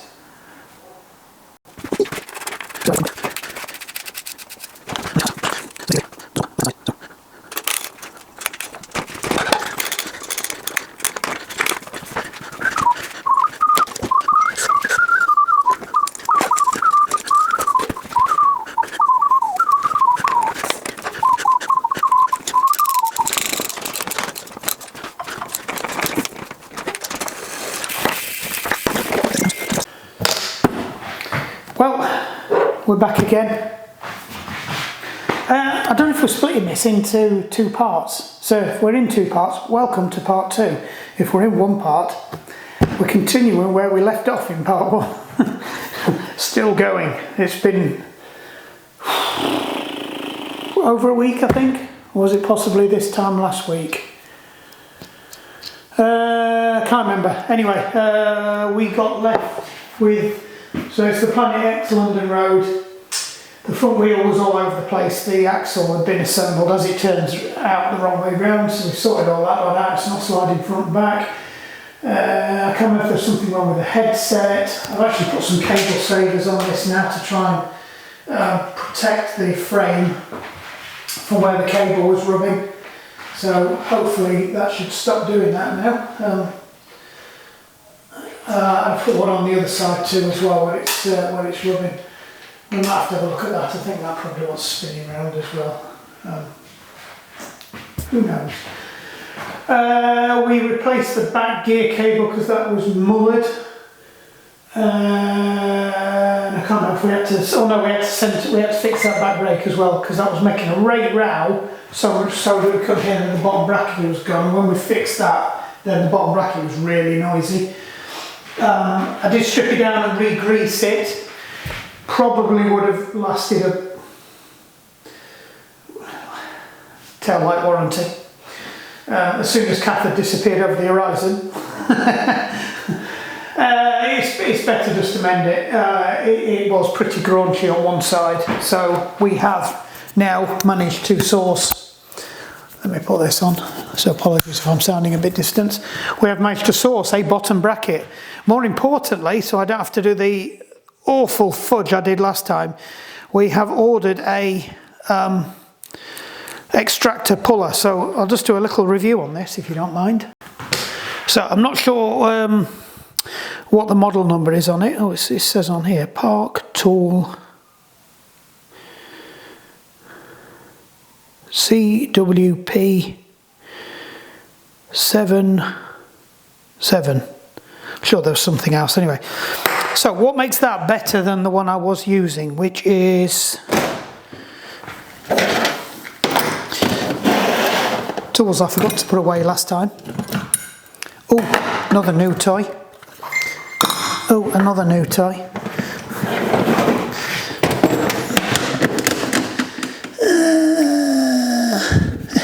This is where I want me to find it. Ah, here we go. Got it. Right. So normally you mainly use these for extracting square taper cranks. So there's a hole in there and it's about an M10 or something, possibly an M12. The idea is, oh, one of my lights just flashing. The idea is that that just rests on the outside of the thing. You can see this is fairly narrow. It's fairly cheap one as well. I've had it a long time, so there's not a lot of Chinesium in it, but there is some. Problem is, this doesn't work on these Octalink GPX style cranks, or what's the other one? The Mega Exo on the FSA as well, because they use a different mounting. The hole's a lot bigger, so all that happens is that disappears inside the hole. So the Park Tool one's slightly different, and you can get other cheaper Chinesium makes of these, but the thing is that needs sorting out, because that is now getting to a point where it's worn down. It's going to start damaging the threads.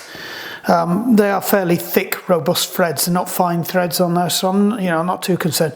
The Park Tool one though, right, there's two parts to it, right? So the reason that's narrow is that's got to be able to fit down inside the square taper and be able to drive the crank through the square taper on the interference fit, which won't work for those. So the Park Tool one gets around this. You don't have to have two tools.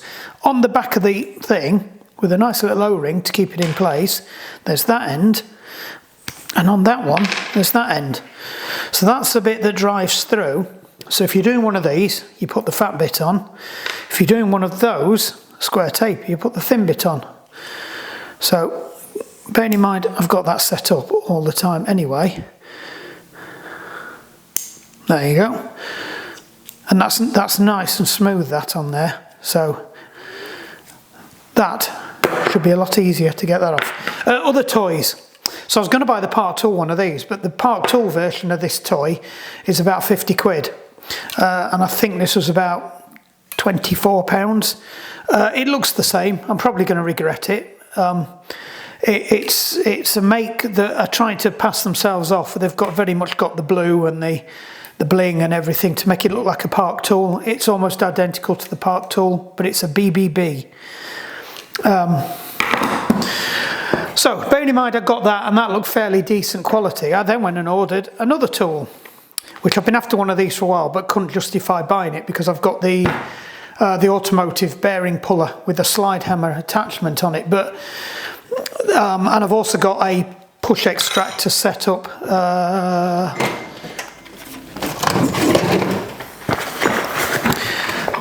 which is supposed to do everything. It's more of an inserter than an extractor, but it does come with some parts to do the extraction as well. Problem is, this one doesn't work so well with the FSA, SRAM, or, well, any of the PF30, the push fit cups, the plastic push fit cups. It's okay with the metal ones. not the plastic ones, he has a habit of mullering them. Smashes the plastic and then just pops the bearing out, and then you're left with half a plastic lump in there that you can't get out, which you end up having to knock out anyway with a thing, which isn't the best of things to do. So I ordered one of these. The idea is you pull it through, you pull it backwards through the hole, the fingers pop out, you wall it with a mallet, and it spreads the load around the outside of the plastic thing and pops it out. However, it looks almost identical to the Park Tool one, but I am really concerned about how malleable the metal is on this. I think when it goes through, it's going to crush it and it's not going to pop back out again. I might have to try hardening it, but hardening it doesn't always make it springy. So the jury's out on this one. It might very well be going back. I've been reading the reviews since I bought it, and I wish I'd read them beforehand. But again, it was one of those things. I think that cost me about 18 quid as a second. When it came, 2 of the prongs were splattered. It was a restock on Amazon, so I suspect that's happened in the warehouse. I have managed to straighten them out and get them back to where they were. It looks okay, but I'm also feeling that it was very malleable. So again, we'll keep an eye out on that one before we. Sorry, I'm going to abuse the tool now. It's irritating me that. So the jury's out on that, but again, it's about £40-something for the Park Tool one, and for all I know, the Park Tool one could be exactly the same. So we've got some toys, and we've got that. We just need that. Now we need some parts.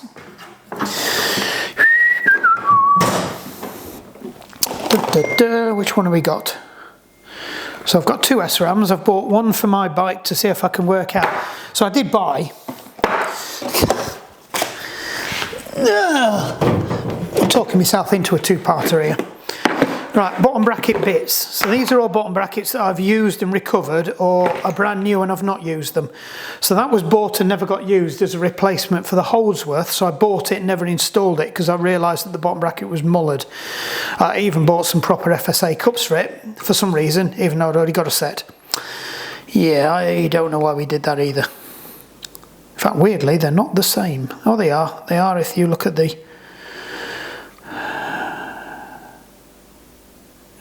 an EE0850 and that's an EE113, so apparently they're not the same. Who knows? I suspect one's for a GRX, but anyway, anywho,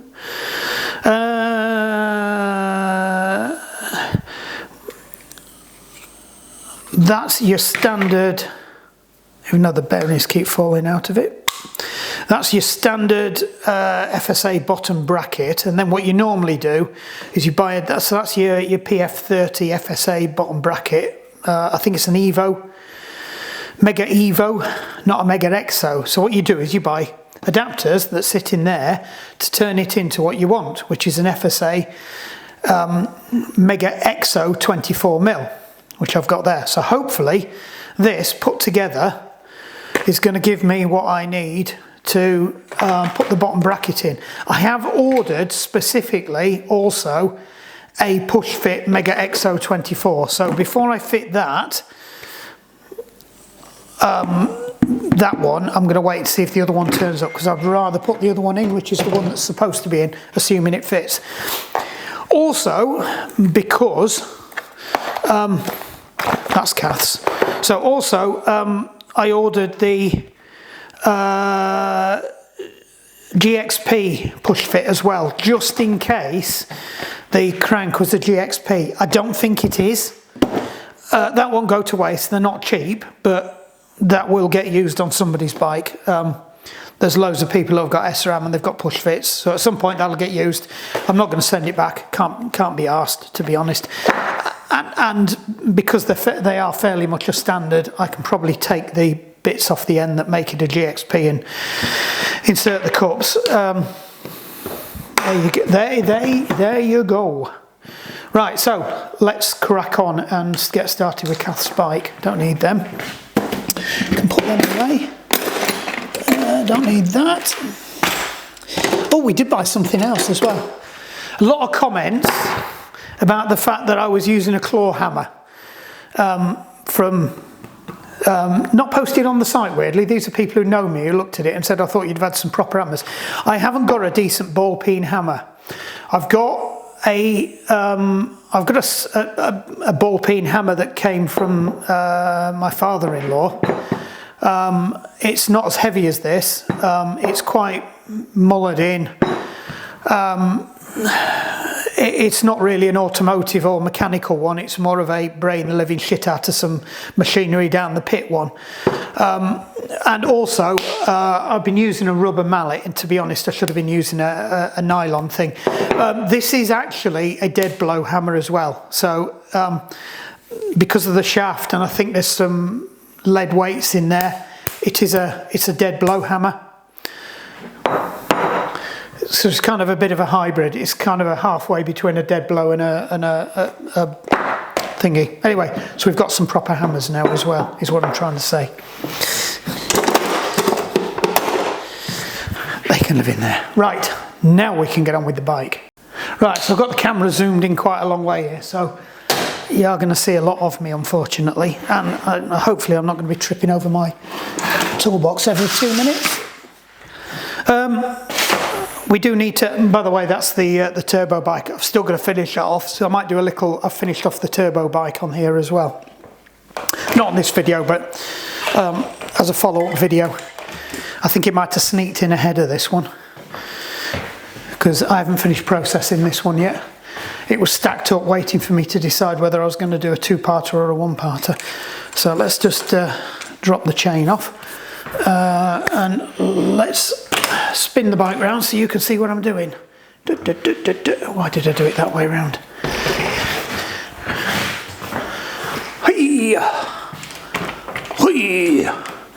Comedy martial arts noises are always a must.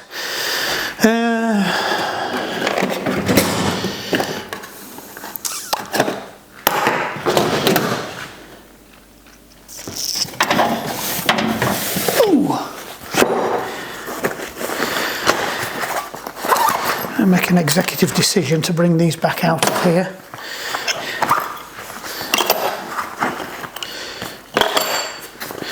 Because it's annoying me already. Every time I want a spanner, I'm having to go and get that out of there. Right, so for this I need a 10 and an 8, I think I remember. So we've got to get the cap off, which I think is a 10. Yay. So, excuse the missus if you can see her through the window. She's out there chicken bothering. The plan to downsize the chickens wasn't working very well apparently, because we've got another 3. And I think it was a case of, I hope you don't spot these.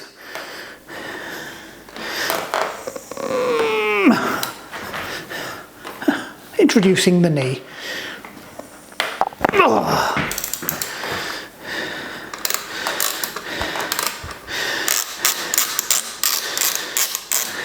So we can remove the tension bolt now, making sure we don't lose the thrust washer.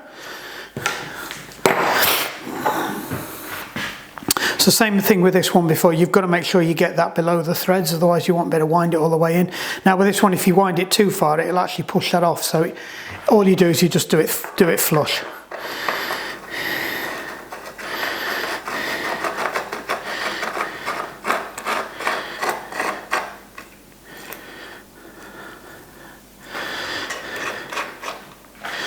There we go. And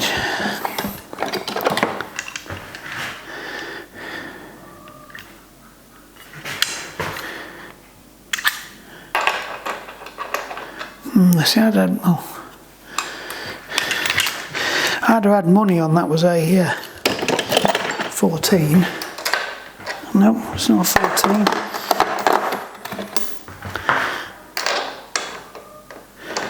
It's a 15. Right.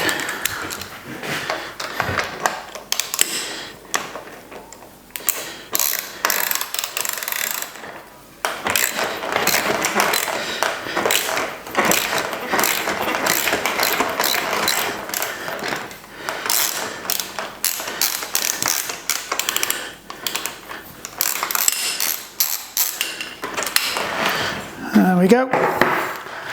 Absolutely easy peasy.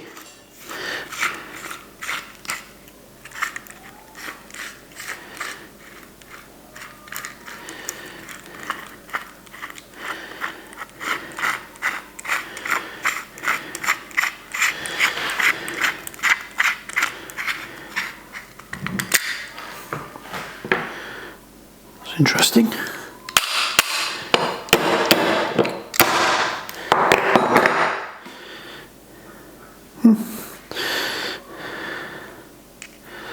I shouldn't have got stuck because these are specifically. I wonder if there's a bit of crap just caught on that. Who knows? Right, anyway, that's off. Put them bits there. Make sure I wind that back so it doesn't get knocked off and it's ready to go next time. Chuck it in the box.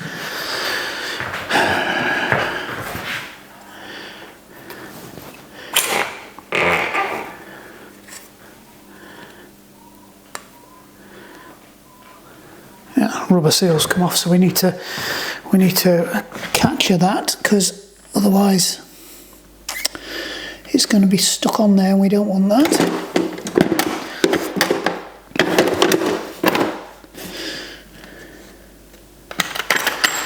There we go, I can just want to be careful with this.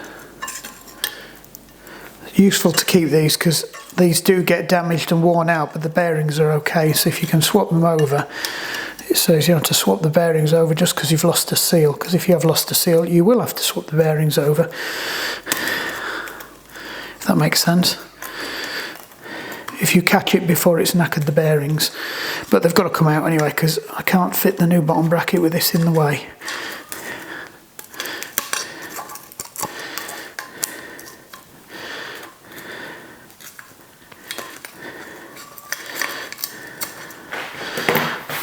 Come on, let go.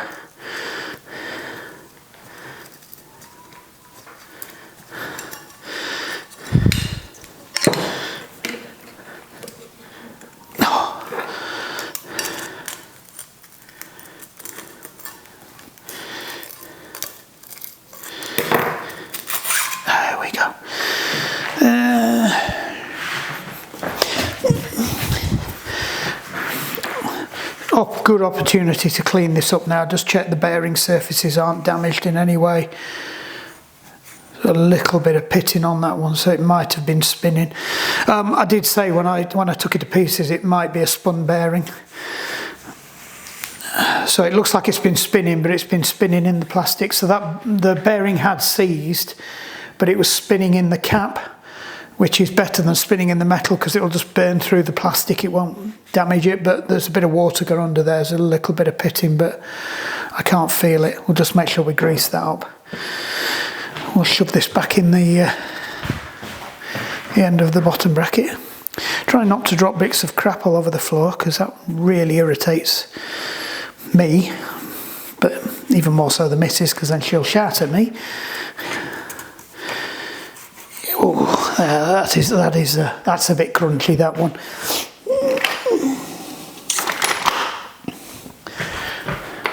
No, it's the big one.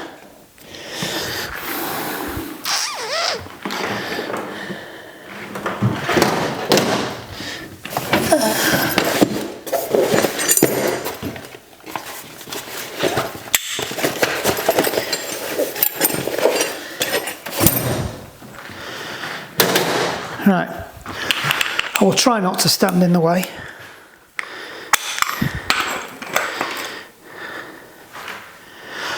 Left. No, they're opposite, aren't they? So I was right first time.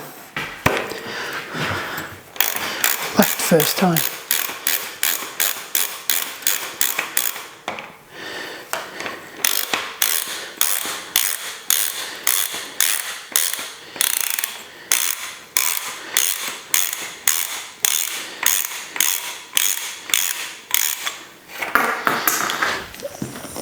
No, that one's fallen out as well.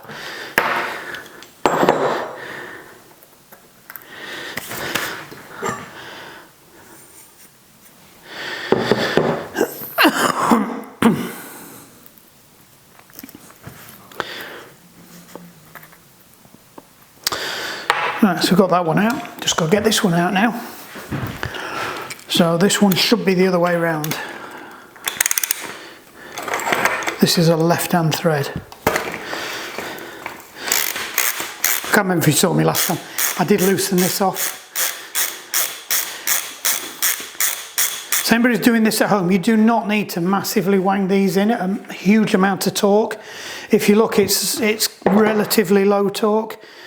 So it's 25 to 30 foot-pounds, which, if I look on here,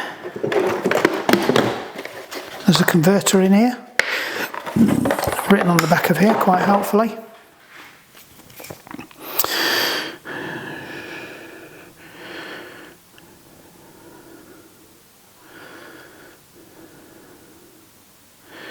So 30 foot-pounds, 30 times by 300 inch-pounds. So it's about 30 to 35 newton meters. So it's not uber tight. It's not like crank tight. I would definitely go for the lower end of that. Lower end's 25, so that'd be what, 250. Yeah, 30. Yeah, it's about 30 newton meters. Don't need to go any more than that. For starters, you've got to get the buggers out. Right. We'll just clean up the face on this. That's important. You've got to have a clean face. Make sure there's no burrs or anything sticking out. Same on the other side. While you're in here, because this is the chain drive side, it's usually worthwhile just getting a rag in there because you won't get any other chance to do it.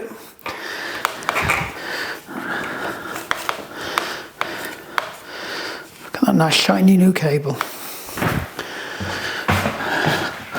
So, brand new one. Let's look what we get in the box. So, spacers.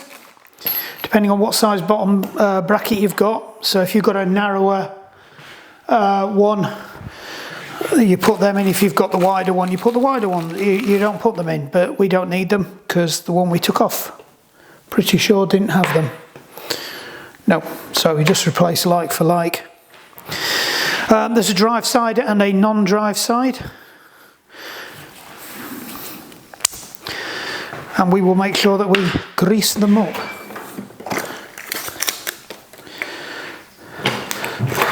Yeah. So make sure we've got lube on the threads. Now some people are saying you put thread lock in. You do not need to put thread lock in.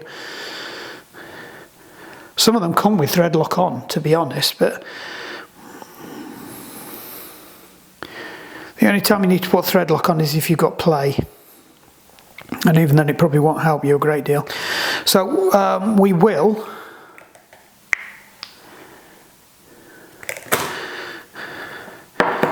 as well as making sure we go in there, we'll put some in there as well.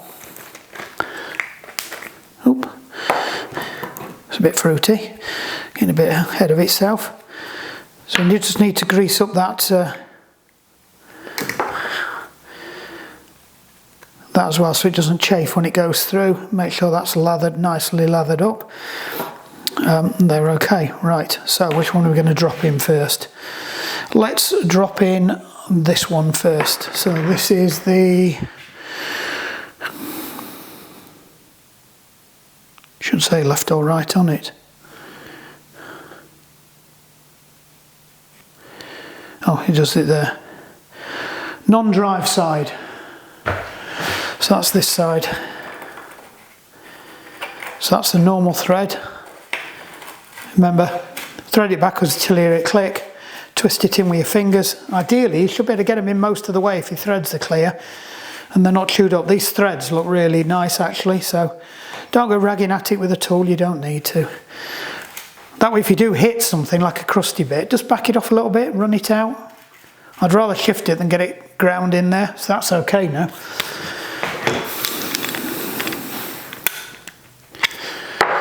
Let me just do a quick calculation properly on the calculator.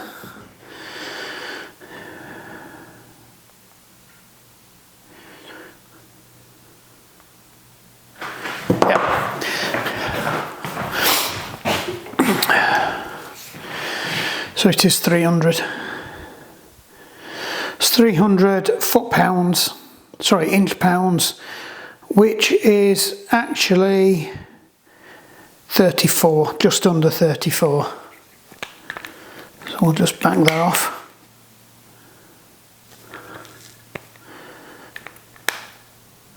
$34, there you go.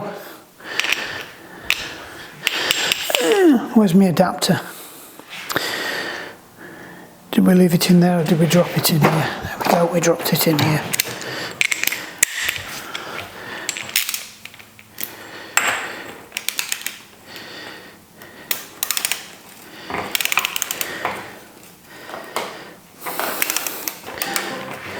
Note can be centered at the front door.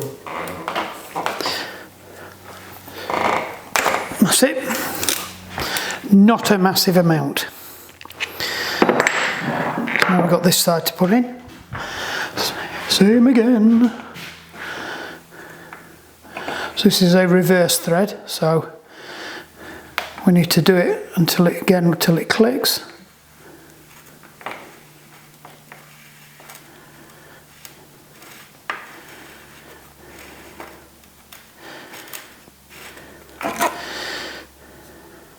Hold on.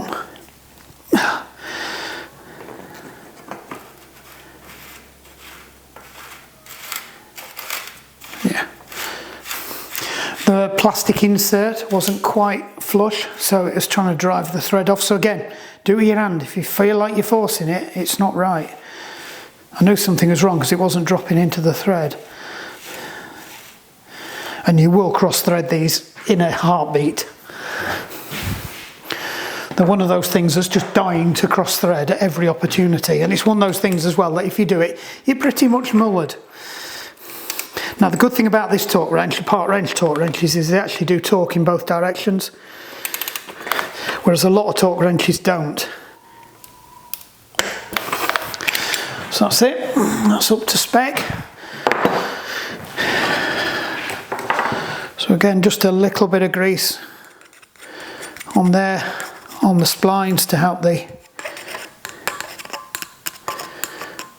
thing seat down.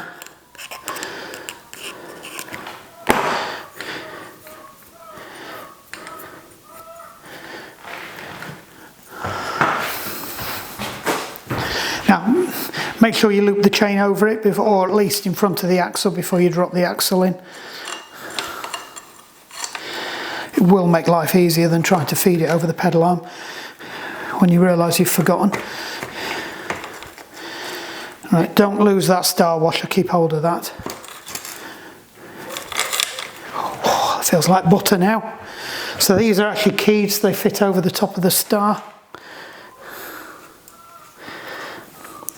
I don't think they're unique either, so I think they should fit everywhere.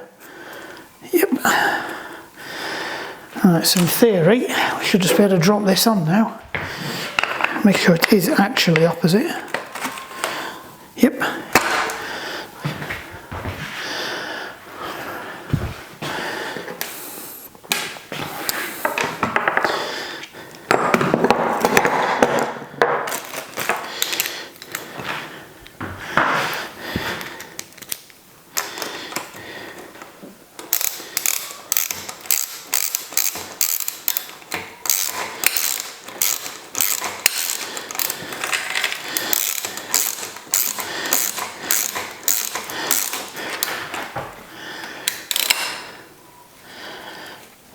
Make sure that we shove that in. They are pretty good tolerances, so it should be that we drive it down to exactly where it needs to be. Right, before we get too excited, torque this back up. So this needs to be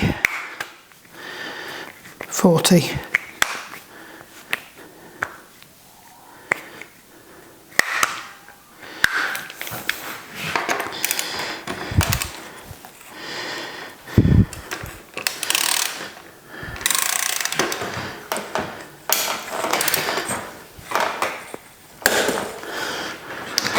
we go. Sometimes it says on there what that's supposed to be as well. This one doesn't have to be massively torqued in, it's just a cover cap.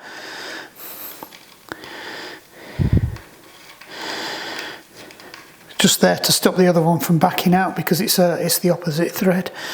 Or is it? No, it's not. It's not the opposite thread. So it's to stop it from backing out as well.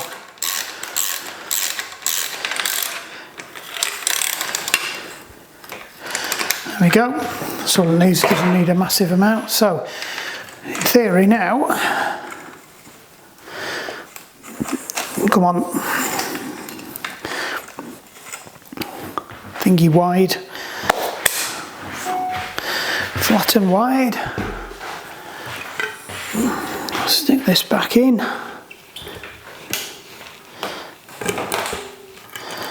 course, we could have put the ratchet on, but we didn't.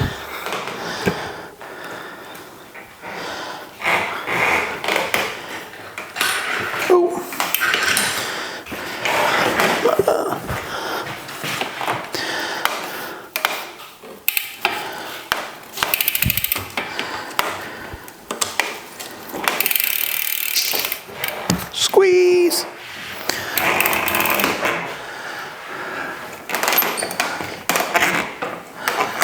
Just tighten that up a bit. In fact, no, let's spin it round and we can just have a quick look at it.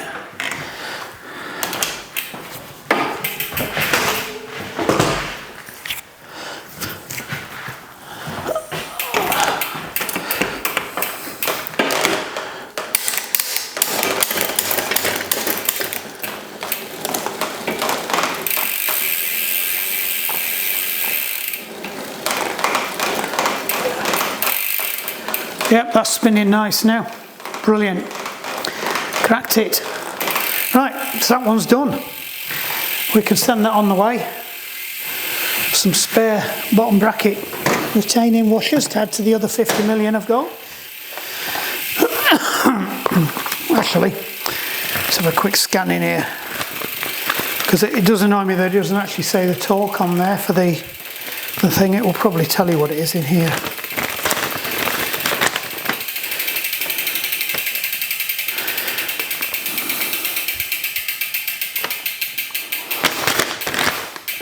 No, doesn't tell you anything. That was seven shades of useless. Good job they have a good website with lots of engineering specifications and instruction guides. Anyway, so what have we done? Front wheel check, brakes checked, headset checked, bottom bracket replaced.